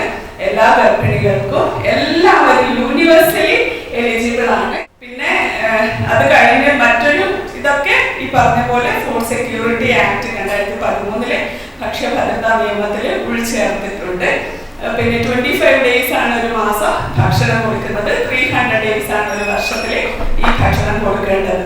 അപ്പൊ ഇതെന്ന് പറഞ്ഞാല് പിന്നെ നമ്മുടെ recommended dietary allowance minus average dietary intake, ആ ഒരു ഗ്യാപ്പാണ് ഫിൽ ചെയ്യുന്നത്. ഹോൾ കലോറീസ് അല്ല നമ്മൾ ഉദ്ദേശിക്കുന്നത്. അതിനുശേഷം പ്രഗ്നൻസിക്ക് ശേഷം 6 months, കുട്ടിക്ക് 6 മാസം വരെ ലാക്ടേറ്റിംഗ് മദേഴ്സ് ആണ്, അവർക്കും കൂടി ഈ ഫുഡിന് പിന്നെ അവകാശമുണ്ട്. അത്രയും നാളാണ് ഞങ്ങൾ ഫുഡ് സപ്ലിമെന്ററി ന്യൂട്രീഷൻ കൊടുക്കുന്നത്. മറ്റ് ഞങ്ങളൊരു പ്രധാനപ്പെട്ട സേവനം എന്ന് പറയുന്നത് പ്രധാനമന്ത്രി മാതൃവന്ദന യോജന, അതും section 4 of food security act പ്രകാരമാണ് നമ്മൾ കൊടുക്കുന്നത്. അത് നമുക്കറിയാം, നമ്മുടെ ഇന്ത്യയിലെ മിക്കവാറും സ്ത്രീകളും ഈ പറയുന്ന പോലെ ചൈൽഡ് ബർത്തിന്റെ നേരത്തെ സ്റ്റാറ്റിസ്റ്റിക്സ് ഒക്കെ ഇവിടെ പറഞ്ഞിട്ടുണ്ട്. അപ്പൊ ആ ഒരു സമയത്തെ ന്യൂട്രീഷൻ ഉറപ്പാക്കാനും ജോലി ചെയ്യുന്ന സ്ത്രീകൾക്ക് ഒരു കോമ്പൻസേഷൻ ഉറപ്പാക്കാനും വേണ്ടി 2 തവണയായിട്ട് നൽകുന്ന കണ്ടീഷണൽ ക്യാഷ് ട്രാൻസ്ഫർ സ്കീമാണ് PMMVY എന്ന് പറയുന്നത്. ഇപ്പോൾ ആദ്യം അതൊരു മുഴുവൻ ഒരു സോഫ്റ്റ്വെയർ മുഖേനയാണ് ഇത് കൊടുക്കുന്നത്. അംഗനവാടിയിൽ ചെന്ന് അന്വേഷിച്ചാൽ അതിൻ്റെ കാര്യങ്ങൾ അറിയാൻ പറ്റും. ഫസ്റ്റ് ചൈൽഡിന് 2 ഇൻസ്റ്റാൾമെന്റ് ആയിട്ട് 5000 rupees-ഉം, സെക്കൻഡ് ചൈൽഡ് ഗേൾ ആണെങ്കിൽ ഒറ്റ ഇൻസ്റ്റാൾമെന്റ് ആയിട്ട് 6000 rupees-ഉമാണ് കൊടുക്കുന്നത്. അപ്പൊ അതിനൊരു വരുമാന പരിധി ഉള്ളത് 8 ലക്ഷം രൂപയാണ്. മുൻപ് ഇതിനും വരുമാന പരിധി ഇല്ലായിരുന്നു. പക്ഷെ ഇപ്പോൾ പുതിയ സ്കീമില് അതിന് 8 ലക്ഷം രൂപ വരുമാന പരിധി നിശ്ചയിച്ചിട്ടുണ്ട്. അപ്പൊ ഈ കണ്ടീഷൻസ് എന്ന് പറയുന്നത് ഏർലി രജിസ്ട്രേഷൻ, അതുപോലെ ആ 14 ആഴ്ച പിന്നെ ഇൻസ്റ്റിറ്റ്യൂഷണൽ ഡെലിവറി, 14 ആഴ്ച വരെയുള്ള ബേസിക് ആയിട്ടുള്ള ഇമ്മ്യൂണൈസേഷൻസ് ഒക്കെ സ്വീകരിക്കുക. ഈ കണ്ടീഷൻസ് ഒക്കെയാണ് ഇതിന് പിന്നെ നമ്മൾ ഒരു മാനദണ്ഡമായിട്ട് വെച്ചിട്ടുള്ളത്. ഈ കണ്ടീഷൻസ് സാറ്റിസ്ഫൈ ചെയ്ത് അപ്ലൈ ചെയ്യുന്ന 8 ലക്ഷത്തിന് താഴെ വരുമാനമുള്ള എല്ലാവർക്കും ഇത് ലഭ്യമാകും. പ്രൊവൈഡഡ് നമുക്ക് എല്ലാവർക്കും അറിയാം, ആധാർ അധിഷ്ഠിത വെബ് ഒരു ഡിജിറ്റൽ സേവനമായിട്ടാണ് ഇത്. ഡയറക്റ്റ് DBT ആണ്, ഡയറക്റ്റ് ബെനിഫിഷ്യറി ട്രാൻസ്ഫർ ആണ്. പൈസ സ്ത്രീയുടെ അക്കൗണ്ടിലേക്ക് പോകുന്നത്. അപ്പൊ ഈ സ്കീമിന് ആദ്യത്തെ വേർഷനിൽ ആദ്യത്തെ പ്രാവശ്യം ഇതിനും ഭർത്താവിന്റെ ആധാരം കൂടി വേണമെന്ന് പറഞ്ഞിരുന്നു. അപ്പൊ ഇതൊരു സിനിമയില് മോഹിനി പറയുന്ന ഒരു ഡയലോഗ് ഉണ്ടല്ലോ, സ്ത്രീകളായാല് പരിണയത്തിലാണ്, സ്ത്രീകളായാല് ഗർഭം ധരിക്കും, പ്രസവിക്കും, അച്ഛനാരാണെന്നുള്ളത് പിന്നത്തെ ഒരു അല്ലെ.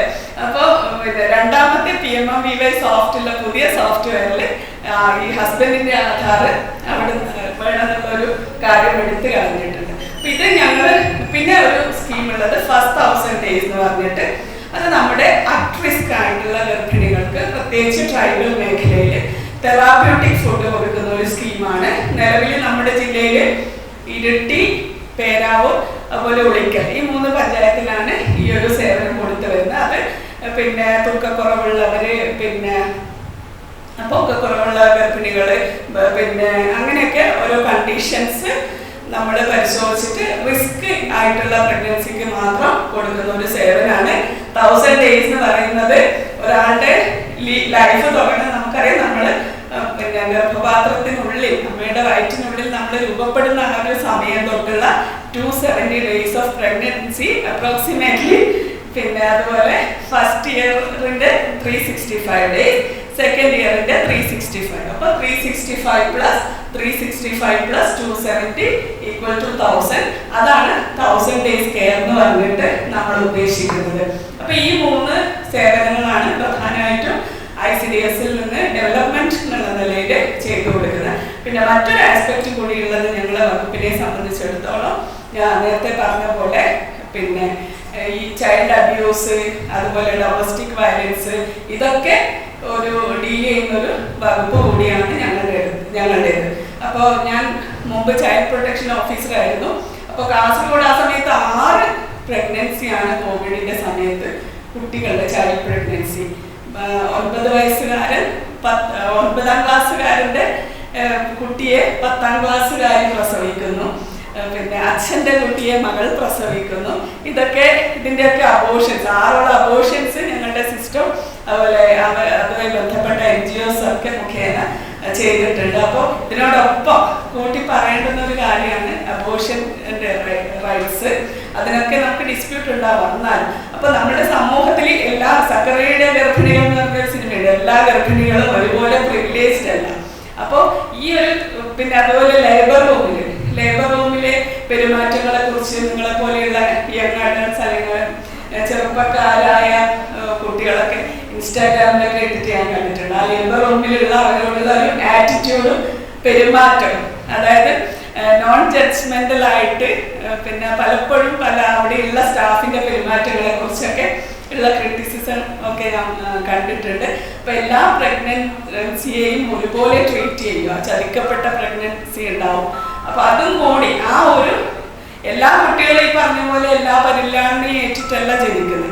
അപ്പൊ എല്ലാ പ്രഗ്നന്റ് ആയ സ്ത്രീകൾക്കും ഒരുപോലെ കെയർ കൊടുക്കുന്ന ഒരു സാമൂഹ്യ സംവിധാനം കൂടി ഉണ്ടായാൽ മാത്രമേ healthy pregnancy, healthy delivery, healthy കുട്ടികൾ ഇവരൊക്കെ ഉണ്ടാവുന്നതാണ് എൻ്റെ ഒരു അഭിപ്രായം.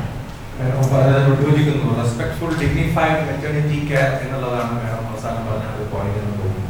എനിക്ക് ഞാൻ മാഡത്തിലേക്ക് വരാം. അതിന് മുമ്പ് മാഡം പറഞ്ഞതിൽ രണ്ട് പ്രധാനപ്പെട്ട പോയിന്റ്സ് ഉണ്ട്. Reproductive maternal neonatal adolescent child health RMNCH, അത് ഞാൻ മുമ്പ് സൂചിപ്പിച്ച സസ്റ്റൈനബിൾ ഡെവലപ്മെന്റ് ഗോൾസിന്റെ ഭാഗമായി 2013 നമ്മൾ സർക്കാർ അത് ലോഞ്ച് ചെയ്തത്. അത് പറഞ്ഞതുപോലെ ഗർഭകാല പരിചരണം എന്ന് പറയുന്നത് നമ്മൾ അഡോളസെന്റ് പീരീഡ് മുതൽ നമ്മൾ ശ്രദ്ധിക്കേണ്ട ഒരു കാര്യമാണ് എന്നുള്ള ഒരു തീരുമാനത്തിന്റെ പുറത്ത് ഡെവലപ്പ് ചെയ്തുകൊണ്ടിരുന്ന കാര്യമായിരുന്നു. അതിന്റെ ബെനിഫിറ്റ്സ് ആണ് കഴിഞ്ഞ 12 വർഷമായി നമ്മുടെ നാട്ടിൽ ഡെവലപ്പ് ചെയ്തുകൊണ്ടിരിക്കുന്നത്. സോ നമ്മളിപ്പോ മോഡേൺ മെഡിസിനുമായി ബന്ധപ്പെട്ടിട്ടുള്ള കുറച്ച് കാര്യങ്ങളൊക്കെയാണ് നമ്മൾ സൂചിപ്പിച്ചത്. ഇപ്പോൾ നിലവിൽ ഞാൻ സുഭദ്ര മേഡത്തിന്റെ കുറച്ച് അഭിപ്രായം, കാരണം ആയുർവേദിക് പ്രാക്ടീസസ് ബേസ് ചെയ്തുകൊണ്ട് ഒബ്സ്റ്റട്രിക് കെയർ നിങ്ങൾ അവിടെ കൊടുക്കുന്നുണ്ട്. സോ മേഡത്തിന്റെ ഒരു ഒപ്പീനിയൻ. ഈ ഒരു ലോകാരോഗ്യ ദിനത്തോടനുബന്ധിച്ചുള്ള ചടങ്ങിൽ ഭാരതീയ ചികിത്സാ വകുപ്പിന്റെ പങ്കാളിത്തം ഉൾപ്പെടുത്തുകയും അതിന്റെ ഭാഗമായിട്ട് എനിക്കിവിടെ കുറച്ച് കാര്യങ്ങൾ സംസാരിക്കാനുള്ള അവസരം തന്നതിൽ ഞാൻ എൻ്റെ സന്തോഷം അറിയിക്കട്ടെ. ഇത് സംബന്ധിച്ച് ആയുർവേദത്തിൻ്റെ രീതി എന്നത് ഇവിടെ എല്ലാവരും പറഞ്ഞതിനെ ക്രോഡീകരിക്കാമെന്ന് എനിക്ക് തോന്നുന്നു. ജുബൈരിയത്ത് ഞാൻ പറഞ്ഞതുപോലെ ഒരു പ്രീ കൺസെപ്ഷണൽ കെയർ, അത് അഡോൾസെന്റ് ഏജ് മുതൽ തന്നെ ഫ്രം ദ മെനാർക്കി ഇറ്റ്സെൽഫ് നമ്മുടെ ആരോഗ്യം എങ്ങനെ സംരക്ഷിക്കണം, നമ്മുടെ ആരോഗ്യപൂർണമായ ജീവിതത്തിൽ പ്രത്യുത്പാദനത്തിനുള്ള അടുത്ത സന്താനങ്ങളെ സൃഷ്ടിക്കാനുള്ള ഉത്തരവാദിത്തത്തെക്കുറിച്ച് ഏറ്റവും ഭംഗിയായി പറഞ്ഞിട്ടുള്ള ഒരു ശാസ്ത്രമാണ് ആയുർവേദം. ഇതിൽ പ്രീ കൺസെപ്ഷണൽ കെയർ എന്നുള്ള നിലയിൽ പ്ലാൻ ചെയ്യുമ്പോൾ മുതൽ, നമുക്ക് നെക്സ്റ്റ് ബേബി വേണം എന്ന് പ്ലാൻ ചെയ്യുമ്പോൾ മുതൽ കപ്പിൾ ചെയ്യേണ്ട കാര്യങ്ങൾ, അതിനെക്കുറിച്ചുള്ള കൃത്യമായിട്ടുള്ള നിർദ്ദേശങ്ങൾ നമ്മൾ നൽകാറുണ്ട്. അതിൻ്റെ ഭാഗമായിട്ട് തന്നെ കൂടുതൽ മരുന്നുകളിലൂടെയല്ല ഇത്തരം കാര്യങ്ങൾ നമ്മൾ ചെയ്യാറുള്ളത്. അതിൽ ഡയറ്ററി ചേഞ്ചസ് ഉണ്ട്. അതോടൊപ്പം തന്നെ നമ്മൾ ഏറ്റവും അധികം ശ്രദ്ധ ചെലുത്തിയിട്ടുള്ളത് മാനസികമായിട്ടുള്ള കാര്യങ്ങൾക്ക് കൂടിയാണ്. ഒരു കുഞ്ഞ് ആരോഗ്യപൂർണമായി ജനിക്കുന്നതിന് ആരോഗ്യമുള്ള ശരീരവും മനസ്സുമുള്ള അച്ഛനും അമ്മയും അല്ലെങ്കിൽ കപ്പിൾ ഉണ്ടായിരിക്കണം, അല്ലെങ്കിൽ എന്താ പറയുക പാരൻസ് ഉണ്ടാവണം എന്നുള്ളതാണ് ആയുർവേദത്തിൻ്റെ ഒരു കാഴ്ചപ്പാട്. അതോടൊപ്പം തന്നെ അതിൻ്റെ ഭാഗമായി ഒരു സ്ത്രീ പ്രഗ്നന്റ് ആണ് എന്ന് സംശയിക്കാൻ അതിന് സാധ്യതയുള്ള ആ ദിവസം മുതൽ എങ്ങനെ എന്തെല്ലാം ചെയ്യണം ഉള്ള നിർദ്ദേശങ്ങൾ നമ്മൾ നൽകി വരാറുണ്ട്. ഇതിൻ്റെ ഭാഗമായി ചില ആഹാരത്തിൽ വരുത്തേണ്ട ചില കൂട്ടിച്ചേർക്കലുകളാകാം, ചില മാറ്റി നിർത്തലുകളാവാം. അതോടൊപ്പം തന്നെ ദൈനംദിന ജീവിതത്തിൽ നമ്മൾ ചെയ്യേണ്ട ചില കാര്യങ്ങൾ, ഇതെല്ലാം ഏറ്റവും വ്യക്തി അനുസൃതമായിട്ടാണ് ചെയ്യാനുള്ള നിർദ്ദേശം നമ്മൾ നൽകി വരാറുള്ളത്. ഓരോരുത്തരെയും ഓരോ പ്രത്യേക വ്യക്തിയായി കണ്ട് അവർക്ക് ഇപ്പം ഞാൻ പറഞ്ഞു ഓരോരുത്തർക്കും കുറേയധികം അതിനു മുൻപ് ആസ് എൻ ഇൻഡിവിജ്വൽ അവർക്ക് കുറേ ഹെൽത്ത് ഇഷ്യൂസ് ഉണ്ടാവാം. അപ്പം അത്തരം കാര്യങ്ങളെല്ലാം തിരിച്ചറിഞ്ഞ് അവ കറക്റ്റ് ചെയ്യപ്പെടേണ്ടതുണ്ടെങ്കിൽ അതെങ്ങനെ ചെയ്യേണ്ടതാണ്, അതിന് ആവശ്യമായ നിർദ്ദേശങ്ങൾ നൽകുക. അതിനുശേഷം പ്രഗ്നൻസി നമ്മൾ ഉണ്ട് എന്നറിയുന്ന നിമിഷം മുതൽ തന്നെ അതിനാവശ്യമായിട്ടുള്ള കാര്യങ്ങൾ ചെയ്യുക. ചില ഡൂസ് ആൻഡ് ഡോൺസ് പറഞ്ഞു കൊടുക്കാറുണ്ട്. ചിലത് അവരുടെ ശാരീരികമായിട്ടുള്ള ആവശ്യത്തിനായിരിക്കാം, ചിലത് അവരുടെ മാനസികമായിട്ടുള്ള ആവശ്യങ്ങൾക്ക് കൂടി വേണ്ടി നിർദ്ദേശിക്കപ്പെടുന്നതാണ്. ഈ നിർദ്ദേശങ്ങളെല്ലാം നൽകുന്നത് 3 കാര്യങ്ങളെ പ്രധാനമായിട്ടും ഉദ്ദേശിച്ചുകൊണ്ടാണ്. ഒന്ന് ഗർഭാവസ്ഥയിൽ വളരുന്ന കുഞ്ഞിൻ്റെ ആരോഗ്യം, ഒന്ന് ഗർഭിണി എന്നുള്ള നിലയിൽ ആ സ്ത്രീക്ക് ആവശ്യമായിട്ടുള്ള പോഷകങ്ങളും മാനസികമായിട്ടുള്ള ആരോഗ്യവും ഉറപ്പുവരുത്തുക എന്നുള്ളത്. അതോടൊപ്പം തന്നെ പ്രസവ സമയത്ത് ഇവർക്കുണ്ടായേക്കാവുന്ന ക്ലേശം, ആ ക്ലേശത്തെ അതിജീവിക്കുവാൻ ഇവരെ മാനസികമായിട്ടും ശാരീരികമായിട്ടും തയ്യാറെടുപ്പിക്കുക. അതോടൊപ്പം തന്നെ വളരെ വിലപ്പെട്ട ഒരു ലക്ഷ്യം കൂടെ ഉണ്ട്, മുലയൂട്ടാനുള്ള ഒരു തയ്യാറെടുപ്പ്. ശരിയായ വിധത്തിലുള്ള പോഷകാവസ്ഥയിലൂടെ നമ്മൾ ഈ കാലഘട്ടത്തിൽ നേടുന്ന ആഹാരത്തിലൂടെയും അവർ ചെയ്യുന്ന വിഹാരങ്ങളിലൂടെയും ഒക്കെ തന്നെയാണ് പ്രസവ സമയത്തുണ്ടാകാവുന്ന ക്ലേശങ്ങളെ അതിജീവിക്കുവാനും അതിനുശേഷം കുഞ്ഞിന് യഥാർത്ഥത്തിൽ നമുക്കെല്ലാവർക്കും അറിയാമല്ലോ, കുഞ്ഞിന് ഏറ്റവും പെട്ടെന്ന് നൽകാവുന്ന ഏറ്റവും പോഷക സമൃദ്ധമായിട്ടുള്ള ഒരു ആഹാരം എന്നുള്ളത് മുലപ്പാൽ തന്നെയാണ്. അപ്പോൾ മുലപ്പാലിന്റെ പ്രവർത്തനം ശരിയായ വിധത്തിൽ ഉണ്ടാവുക, അത് കുഞ്ഞിന് ഏറ്റവും ഗുണപ്രദമായിട്ട് തന്നെ ഉണ്ടാകുക എന്നുള്ളതും ഈ ഗർഭകാലത്ത് നൽകുന്ന കെയറിലൂടെ ആരോഗ്യത്തിൽ ഉദ്ദേശിക്കുന്നുണ്ട്. അതേ സമയത്ത് തന്നെ നമുക്ക് എല്ലാവർക്കും അറിയാം, ഈ വളരുന്ന ഗർഭസ്ഥ ശിശുവിൻ്റെ പ്രത്യേകത കാരണവും അല്ലെങ്കിൽ ആ ഗർഭാവസ്ഥ കാരണവും നോർമലായിട്ട് തന്നെ ഫിസിയോളജിക്കലായിട്ട് തന്നെ ഗർഭിണിയിൽ കുറേ അധികം വ്യത്യാസങ്ങൾ വരാം. ഇത് എല്ലാം വളരെ ശ്രദ്ധയോടുകൂടി തന്നെ കൃത്യസമയത്ത് വളരെ കീനായി ഒബ്സർവ് ചെയ്ത് അത് പാത്തോളജിയിലേക്ക് നീങ്ങുന്നുണ്ടോ എന്നുള്ളത് മനസ്സിലാക്കി ആവശ്യമായ നിർദ്ദേശങ്ങൾ നൽകുക, അല്ലെങ്കിൽ കൃത്യസമയത്ത് തന്നെ നിങ്ങൾ കാണിക്കുന്ന ഒബ്സ്റ്ററ്റിഷ്യനോട് ഇത് റിപ്പോർട്ട് ചെയ്യുക. ഇത് എല്ലാവർക്കും നമ്മൾ നൽകുന്ന ഒരു നിർദ്ദേശമാണ്. അതോടൊപ്പം തന്നെ പ്രസവ സമയത്ത് ആയുർവേദത്തിൽ ഗർഭിണി പ്രസവ സമയത്തുള്ള ആ കാലഘട്ടത്തിന് ആ സമയത്തിന് പറയുന്നത് ഒരു ഉപമയിലൂടെയാണ്. ആ സമയത്ത് സ്ത്രീകൾ ഒരു കാലം ഈ ജീവിതത്തിലും ഒരു കാലം കാലത്തിലും അല്ലെങ്കിൽ മരണാനന്തര ജീവിതത്തിലും വെച്ചിരിക്കുന്നു എന്നുള്ള തരത്തിൽ അവരെ കെയർ ചെയ്യണമെന്നാണ് ആയുർവേദത്തിൽ പറഞ്ഞിരിക്കുന്നത്. നമ്മുടെ ഇന്നത്തെ ഈ വിഷയത്തിൽ ഏറ്റവും പ്രധാനപ്പെട്ട ഒരു കാര്യം അത് തന്നെയാണ് എന്നാണ് ഞാൻ വിശ്വസിക്കുന്നത്. പണ്ട് കാലത്ത് ആയുർവേദ പ്രസവങ്ങൾ വീടുകളിൽ അല്ലെങ്കിൽ ഇങ്ങനെ ഇൻസ്റ്റിറ്റ്യൂഷണൽവൽക്കരിക്കപ്പെട്ടിട്ടില്ലെങ്കിൽ കൂടി ആയുർവേദത്തിൽ സൂതികാകാരങ്ങളെ കുറിച്ച് പറഞ്ഞിട്ടുണ്ട്. അതായത് രോഗാണുബാധ ഇല്ലാത്ത വിധത്തിൽ വരാവുന്ന ആ സമയത്ത് സംഭവിക്കാവുന്ന കോംപ്ലിക്കേഷൻസ് നമുക്ക് എല്ലാവർക്കും അറിയാം. അപ്രതീക്ഷിതമാണ്, അമിത രക്തസ്രാവം ഉണ്ടാകാം, മാം പറഞ്ഞതുപോലെ പ്ലാസന്റ പ്രീവിയ എന്ന് പറയുന്ന കണ്ടീഷൻസ് ഉണ്ടാവാം, APH ആൻഡ് PPH ഒക്കെ ഉണ്ടാവാം. അപ്പം അത്തരം അവസ്ഥകളെ എല്ലാം കണക്കിലെടുത്ത് അതിനാവശ്യമായ അന്ന് കാലത്ത് ലഭ്യമായ സൗകര്യങ്ങൾ സ്വീകരിച്ചിട്ടുള്ള ഒരു പ്രത്യേക സ്ഥലം, ഇന്നിപ്പോൾ പറയുന്നത് പോലെ വീട്ടിലെ ഏതെങ്കിലും ഒരു മുറിയിൽ പ്രസവിക്കാനൊന്നും അല്ല പറഞ്ഞിരുന്നത്, അതിന് പ്രത്യേകം സൂതികാകാരങ്ങൾ ഉണ്ടാക്കുവാനും അന്ന് അനുവർത്തിച്ചിരുന്ന കാര്യങ്ങൾ ചെയ്തുകൊണ്ട് പ്രസവത്തെ ആ ഒരു കാലഘട്ടത്തെ അതിജീവിക്കാൻ അതിന് ഏറ്റവും ഇപ്പോൾ പറഞ്ഞില്ലേ നേരത്തെ പറഞ്ഞതുപോലെ അതിന് പ്രത്യേകം ട്രെയിൻഡ് ആയിട്ടുള്ള ആൾക്കാരുണ്ടായിരുന്നു. അത്തരം ആൾക്കാർ അവിടെ ഉണ്ടായിരിക്കണം. എപ്രകാരം അതിലെ ശരീരത്തിന് മാത്രമല്ല മനസ്സിനും കൂടെ, ആ സ്ത്രീയുടെ മനസ്സിനും കൂടെ കൃത്യമായിട്ടുള്ള പരിഗണന നൽകിയിട്ട് വേണം പ്രസവത്തെ നമ്മൾ കണ്ടക്ട് ചെയ്യാനെന്നാണ് നമ്മൾ പറഞ്ഞിട്ടുള്ളത്. അതേപോലെ തന്നെയാണ് പ്രസവാനന്തര പരിചരണവും. പ്രസവാനന്തര പരിചരണവും ഇൻഡിവിജ്വലൈസ്ഡ് ആണ്, പേഴ്സണലൈസ്ഡ് ആണ്.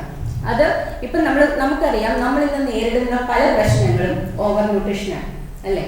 ഇന്ന് നമുക്ക് ന്യൂട്രീഷൻ ഉണ്ടാകാം, ഒരളവ് വരെ ഉണ്ടാകാം. അത് കറക്റ്റ് ചെയ്യുന്നതോടൊപ്പം തന്നെ ഇവർക്ക് ആവശ്യമുള്ള കാര്യങ്ങൾ മാത്രം ചെയ്യുക. നമുക്കറിയാം ഇപ്പം നമ്മൾ പ്രസവാനന്തരമാണെങ്കിലും നമ്മുടെ കാലത്ത് കൂടുതൽ നമ്മൾ ഫിസിക്കൽ അല്ലാതെ സ്ട്രെയിനുള്ള കാര്യങ്ങൾ കൂടുതൽ ചെയ്യും പണ്ട് കാലത്തെ അപേക്ഷിച്ച് നോക്കുമ്പോൾ. അപ്പം നമുക്ക് സബ്ക്യൂട്ടേനിയസ് ആയിട്ട് കൊഴുപ്പടിയുക എന്നുള്ളതൊരു വലിയ കാര്യം. നമുക്ക് അത്രയും അധികം ഊർജ്ജം ആവശ്യം വരുന്നില്ല നിത്യജീവിതത്തിൽ. അതുകൊണ്ട് തന്നെ നമ്മൾ ജുഡീഷ്യസ് ആയിട്ടുള്ള മരുന്നുകൾ ഉപയോഗിക്കുക, ആവശ്യമുള്ളത് മാറ്റാം. അതിന് പലപ്പോഴും നമ്മൾ ചെയ്യാൻ വെച്ചാൽ ഓവർ ദ കൗണ്ടർ പോയിട്ട് കിലോ കണക്കിന് മരുന്നുകളൊക്കെ വാങ്ങിച്ചു കഴിക്കും. അതിൻ്റെ ഒന്നും അങ്ങനെയുള്ളൊരു ശാസ്ത്രീയമായ നിർദ്ദേശമേ അല്ല ആരോഗ്യത്തിൽ നൽകിയിരിക്കുന്നത്. ആവശ്യമുള്ളത് എന്താണ് അവരുടെ കണ്ടീഷൻ. ചിലപ്പോൾ പ്രഗ്നൻസി കൊണ്ടുവന്നിട്ടുള്ള ചില പ്രശ്നങ്ങൾ ഉണ്ടായിരിക്കാം അവർക്ക്. ചിലപ്പോൾ പ്രസവ സമയത്ത് ഡിലേഡ് ലേബർ ആവും, നോർമൽ ലേബറിൽ ഡിലേഡ് ലേബർ ആവാം, ചിലപ്പോൾ സിസേറിയൻ സെക്ഷൻ ആയിരിക്കാം. അപ്പം ഇതെല്ലാം അറിഞ്ഞ് അവർക്ക് ആവശ്യമുള്ള നിർദ്ദേശങ്ങൾ നൽകുക എന്നുള്ളതാണ് പോസ്റ്റ് നേറ്റൽ കെയർ. അത് തന്നെ നമുക്ക് എല്ലാവർക്കും അറിയാം, പ്രോപ്പർ ഇൻവല്യൂഷൻ നടക്കുക, പ്രീ പ്രഗ്നൻസി കണ്ടീഷനിലേക്ക് ഏറ്റവും ഭംഗിയായി അവർ തിരിച്ചു കൊണ്ടുപോവുക.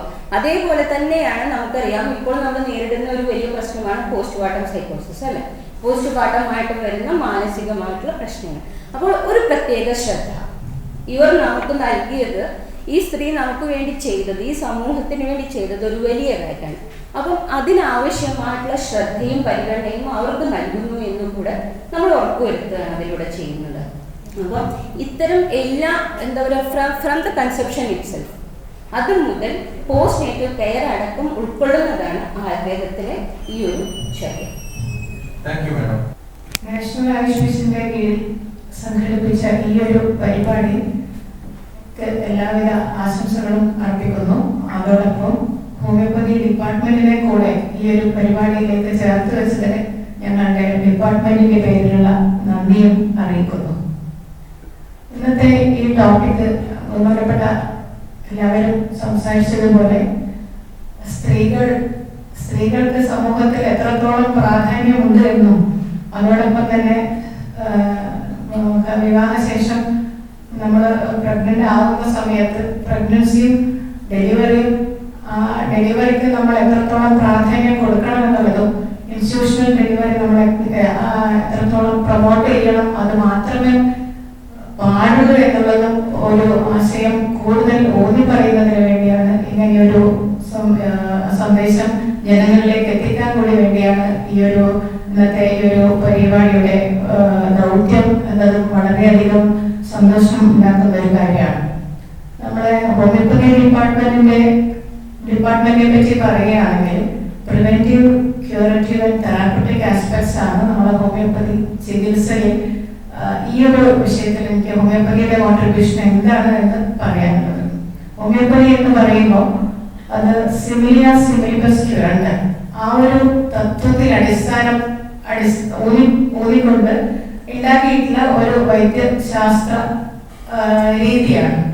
അതായത് ഒരു രോഗിയിൽ എന്തൊക്കെ ലക്ഷണങ്ങൾ കാണുന്നു എന്നുള്ളത് നമ്മളത് കൃത്യമായി പഠിച്ച് കേസ് എടുത്ത് അത് പഠിച്ച് അതിനെ വിലയിരുത്തി ആ സിംറ്റംസിനെ മുഴുവൻ ഒരു ടോട്ടാലിറ്റിയായി കൺസിഡർ ചെയ്തുകൊണ്ട് അതിൽ ഏത് മെഡിസിനാണോ ആ പർട്ടിക്കുലർ വ്യക്തിയുടെ അസുഖം മാറുന്നതിന് കൊടുക്കാൻ പറ്റുക എന്ന് നമ്മൾ കണ്ടെത്തുകയും അത് ആ മെഡിസിൻ വെച്ച് നമ്മൾ ആ രോഗിയെ ചികിത്സിക്കുകയും ചെയ്യുന്നതാണ് ഹോമിയോപ്പതിയുടെ ചികിത്സാ രീതി. അതായത് നമ്മുടെ പ്രിൻസിപ്പൾ അനുസരിച്ച് ഒരു അസുഖം ഉണ്ടാകുന്നതിന് ഒരു ബേസിക് കോസ്, ഫണ്ടമെന്റൽ കോസ് ഉണ്ട്, ഒരു എക്സൈറ്റിംഗ് കോസ് ഉണ്ട്. ഈ ബേസിക് കോസിനെ ഹോമിയോപ്പതിയുടെ ഭാഷയിൽ മിയാസം എന്നാണ് നമ്മൾ പറയുന്നത്. മിയാസമാണ് ഒരു അസുഖം വരുന്നതിനുള്ള ഫണ്ടമെന്റൽ കോസ്. അതായത് ഒരു വ്യക്തി ഒരു രോഗിയാകുമ്പോൾ അദ്ദേഹത്തിന്റെ മാനസികവും ശാരീരികവും സാമൂഹികവുമായ കാര്യങ്ങളിൽ ഒരുപാട് മാറ്റങ്ങൾ സംഭവിക്കുന്നു എന്നുള്ളതാണ് ഇതിന്റെ അടിസ്ഥാന തത്വം. ഈ ഒരു ആരോഗ്യം എന്ന് പറഞ്ഞാൽ ഈ ഒരു എല്ലാ സംഭവത്തിന്റെ ഒരു ടോട്ടാലിറ്റിയാണ് ഒരു വ്യക്തിയുടെ ആരോഗ്യം എന്ന് പറയുന്നത്. ഇതിൽ ഏതിലെങ്കിലും ഒരു മാറ്റം വരികയാണെങ്കിൽ ആ വ്യക്തിയുടെ ആരോഗ്യം സ്വാഭാവിക അവസ്ഥയിൽ നിന്നും ഒരു രോഗാവസ്ഥയിലേക്ക് മാറുന്നു എന്നതാണ് ഇതിന്റെ ഒരു തത്വം. അപ്പം കണ്ണൂർ ഈ ജനനി എന്നുള്ള ഈ ഒരു പദ്ധതിയെ പറ്റി, ജനനിയുടെ കൺവീനറായിട്ടാണ് ഞാൻ ഇവിടെ ഈ വേദിയിൽ എനിക്കൊരു സീറ്റ് കിട്ടിയത്. ജനനി എന്നുള്ള പദ്ധതിയെ പറ്റി പറയുകയാണെങ്കിൽ അതൊരു ഇൻഫെർട്ടിലിറ്റി പ്രൊജക്റ്റാണ്. നമുക്കറിയാം ഒരുപാട് കേസുകൾ ഇന്ന് ഇൻഫെർട്ടിലിറ്റി ആയ ഒരുപാട് കേസുകൾ നമ്മളെ മുമ്പിൽ എത്തുന്നു. പലപ്പോഴും പല സിസ്റ്റത്തിലും ട്രീറ്റ്മെന്റ് കഴിഞ്ഞതിന് ശേഷമാണ് ഹോമിയോപ്പതിയിലേക്ക് അവർ എത്തുന്നത് എന്നുള്ളതൊരു സത്യമായ കാര്യമാണ്. നമുക്ക് അവിടെ ഏറ്റവും വെല്ലുവിളിയായിട്ട് കാണാൻ പറ്റിയത് ലേഡീസിലെ പ്രശ്നങ്ങൾ എന്ന് പറയുമ്പോൾ അത് പ്രധാനമായിട്ടും PCOD അനോവുലേഷൻ തന്നെയാണ്. നമുക്കറിയാം PCOD എന്ന് പറയുന്നത് സാധാരണ നമ്മൾ ഒരു പ്രഗ്നൻസിയെ പറ്റി ചിന്തിക്കുമ്പോഴാണ് പലപ്പോഴും PCOD എന്നുള്ള ആ അസുഖത്തിന്റെ ഗൗരവം എത്രത്തോളം ഉണ്ടെന്നുള്ളത് നമ്മൾ പോലും മനസ്സിലാക്കുന്നുണ്ടായി. എന്തായാലും ഇന്നത്തെ ഇവിടുത്തെ ഓഡിയൻസ് എല്ലാം ചെറിയ കുട്ടികളായ ഡിഗ്രി സ്റ്റുഡൻസ് ആണ്. ഇവരെ ഈ ഒരു വേദിയിലേക്ക് കിട്ടിയത് തന്നെ വളരെയധികം ഒരു ആശ്വാസകരമായ കാര്യമാണ് എന്ന് തന്നെ വേണ്ടി വരും പറയാം. PCOD എന്ന് പറയുമ്പോൾ അതിന് പല ഘടകങ്ങളുണ്ട്, അതിന്റെ കാരണങ്ങൾ പലതാണ്. അതിൽ ഏറ്റവും പ്രധാനപ്പെട്ട എന്ന് പറയുന്ന ഒരു ഘടകം മെന്റൽ സ്ട്രെസ് തന്നെയാണ്. ഇന്നത്തെ വിദ്യാർത്ഥികൾ നമുക്കറിയാം, ഒരു 8ാം ക്ലാസ് മുതൽ എൻട്രൻസിന്റെ കോച്ചിങ്, പല പല രീതിയിലുള്ള മെന്റൽ സ്ട്രെസ്സുകളിലൂടെയാണ് നമ്മൾ ഇന്നത്തെ വിദ്യാർത്ഥികൾ കടന്നു പോകുന്നത്. ഈ വിദ്യാർത്ഥിനികൾ അവര് ചിലപ്പോൾ അച്ഛൻ്റെ അമ്മയുടെ പ്രഷർ കാരണമായിരിക്കും നല്ല നല്ല ജോലികൾ കണ്ടെത്തുക എന്നുള്ളത് നമുക്ക് എല്ലാവർക്കും ആഗ്രഹമുള്ള കാര്യമാണ്. ഈ ഒരു പ്രഷർ കാരണം ഈ എൻട്രൻസ് കോച്ചിങ്, അങ്ങനെ പല പല കോച്ചിങ് ചെറുപ്പം മുതലേ അവർക്ക് ചെറുപ്പം ആസ്വദിക്കാനുള്ള ഒരു സാഹചര്യം നഷ്ടപ്പെട്ടു പോകുന്നു എന്നുള്ളതാണ്. നമ്മളുടെയൊക്കെ ചെറുപ്പം ഒന്നുകിൽ കുറച്ചും കൂടെ നമ്മൾ എൻജോയ് ചെയ്ത് ജീവിച്ചിട്ടുണ്ടാവുന്നു. ഇപ്പൊ ഉള്ള തലമുറ എന്ന് പറഞ്ഞാൽ ഫുൾ എല്ലാവരും ഭയങ്കര സ്ട്രെസ് പാക്കാണ്. ആ ഒരു സ്ട്രെസ് എന്നുള്ള കാര്യം തന്നെ വളരെയധികം പെൺകുട്ടികളുടെ ആരോഗ്യസ്ഥിതിയെ ബാധിക്കുന്നു എന്നുള്ളത് വളരെ സങ്കടകരമായ ഒരവസ്ഥയാണ്. അപ്പോൾ ഈ PCOD എന്നുള്ള ഈ ഒരു കണ്ടീഷൻസിന് നമ്മൾ കേസ് എടുക്കുമ്പോൾ പലപ്പോഴും അത് 1-2 സിറ്റിയിൽ നമുക്ക് അതിന്റെ ഒരു കറക്റ്റ് പിക്ചർ കിട്ടാറില്ല. മെന്റൽ പിക്ചർ ഹോമിയോപ്പതി ട്രീറ്റ്മെന്റിനെ സംബന്ധിച്ച് അങ്ങേയറ്റം പ്രാധാന്യമുള്ള ഒരു സംഭവമാണ്. അതായത് ഏതൊരു അസുഖത്തിന്റെയും തുടക്കം മനസ്സിൽ നിന്നാണെന്ന് പറയുന്നത്. അപ്പം മനസ്സിൽ എന്തോ ഒരു നെഗറ്റീവ് ഇമ്പാക്ട് ഉണ്ടായിട്ടുണ്ടാവണം ഈ PCOD തുടങ്ങുന്നതിന് മുമ്പേ എന്നുള്ളതാണ് നമ്മുടെ ഒരു കൺസെപ്റ്റ്. ആ ഒരു കോസ് എന്താണെന്നുള്ളത് ഫണ്ടമെന്റൽ ആയിട്ടുള്ള ആ ഒരു കോസ് നമ്മൾ ഈ ക്വസ്റ്റ്യനിലൂടെ കണ്ടെത്തുകയും അതിന് കറക്റ്റായിട്ട് വരുന്ന മെഡിസിൻ ഏതാണ്, ഒരു മെന്റൽ പിക്ചർ മാത്രമല്ല അതോടൊപ്പം തന്നെ ഫിസിക്കൽ പ്ലെയിനിലുള്ള മാറ്റങ്ങൾ നമ്മൾ കേസ് ടേക്കിങ്ങിലൂടെ കണ്ടെത്തുകയും അതിന് സൂട്ടബിൾ ആയി കിട്ടുന്ന മെഡിസിൻ ഏതാണ് എന്ന് നോക്കി കൊടുക്കുകയും നല്ല റിസൾട്ട് കിട്ടുകയും ചെയ്യുന്നുണ്ട്. 2012 ജനനി പ്രൊജക്ട് ആരംഭിക്കുന്നത്. ഇത് കണ്ണൂർ ജില്ലയിലാണ് ഇതിന്റെ തുടക്കം. ആ ഒരു പ്രോജക്റ്റിന്റെ ഒരു പബ്ലിക് ആക്സെപ്റ്റൻസ് കണ്ടുകൊണ്ട് തന്നെ സർക്കാർ ഇതിനെ പ്രൊമോട്ട് ചെയ്യുകയും കേരളത്തിലെ മറ്റ് ജില്ലകളിലേക്കും കൂടി ഈ ഒരു സംവിധാനം വ്യാപിപ്പിക്കുകയാണ് ഉണ്ടായത്. ഇത് ഇപ്പൊ കേരളത്തിലെ എല്ലാ ജില്ലാ ഹോമിയോ ആശുപത്രികളിലും ഞായറാഴ്ച ഒഴികെ എല്ലാ ദിവസവും ഈ ഒരു പദ്ധതിയുടെ സേവനം ലഭ്യമാണ്. രാവിലെ 9 മണി മുതൽ 2 മണി വരെ അവിടെ ഡോക്ടേഴ്സും സ്റ്റാഫും എല്ലാ സേവനവും കിട്ടുന്നതായിരിക്കും. അപ്പം അത് ആ ഒരു പദ്ധതിയെ പറ്റി ഒരു അവയർനെസ്സും കൂടെ ആവും ഈ ഒരു വേദിയിൽ. അപ്പൊ അങ്ങനെ എന്തെങ്കിലും പ്രശ്നങ്ങൾ ഉള്ള കുട്ടികളുണ്ടെങ്കിൽ നമ്മൾ പ്രധാനമായും ഇൻഫെർട്ടിലിറ്റിക്കാണ് ട്രീറ്റ്മെന്റ് കൊടുക്കുന്നതെങ്കിലും അതോടൊപ്പം തന്നെ വരുന്ന മാനസിക പ്രശ്നങ്ങളെ കൈകാര്യം ചെയ്യുന്നതിന് വേണ്ടി നമുക്ക് സീതാലയം എന്നുള്ളൊരു പദ്ധതിയുണ്ട്. അതോടൊപ്പം തന്നെ ആയുഷ്മാൻ ഭവ, അതായത് നമ്മുടെ ജീവിതശൈലിയിലുള്ള മാറ്റങ്ങൾ ഒരുപാട് ആരോഗ്യത്തെ ബാധിക്കുന്നുണ്ട് എന്നുള്ളതൊരു സത്യമായ വസ്തുതയാണ്. അപ്പം ജീവിതശൈലി രോഗങ്ങൾ അതിനെ കൺട്രോൾ ചെയ്യുന്നതിനും അതിന് വേണ്ട നിർദ്ദേശങ്ങൾ കൊടുക്കുന്നതിനും വേണ്ടി ആയുഷ്മാൻ ഭവ എന്നൊരു പദ്ധതി കൂടെ ഹോമിയോപ്പതി ഡിപ്പാർട്ട്മെന്റിന്റെ കീഴിൽ വർക്ക് ചെയ്യുന്നുണ്ട്. അതിൽ ഈ ഡയറ്റ് ചാർട്ട്, അതായത് ഡയറ്ററി മാനേജ്മെന്റ് എന്തൊക്കെയാണെന്നുള്ളത് നൽകുന്നതിന് വേണ്ടി ഡയറ്റീഷ്യൻ ഉണ്ട്, അതേപോലെ കൗൺസിലിംഗ് ഉണ്ട്. ഇതെല്ലാം കൂടെ ചേർന്നിട്ടുള്ള ഒരു സംയോജിതമായ ഒരു ചികിത്സാ രീതിയാണ് ഇപ്പോൾ ഹോമിയോപ്പതി ഡിപ്പാർട്ട്മെന്റിന്റെ കീഴിൽ നടക്കുന്നത്.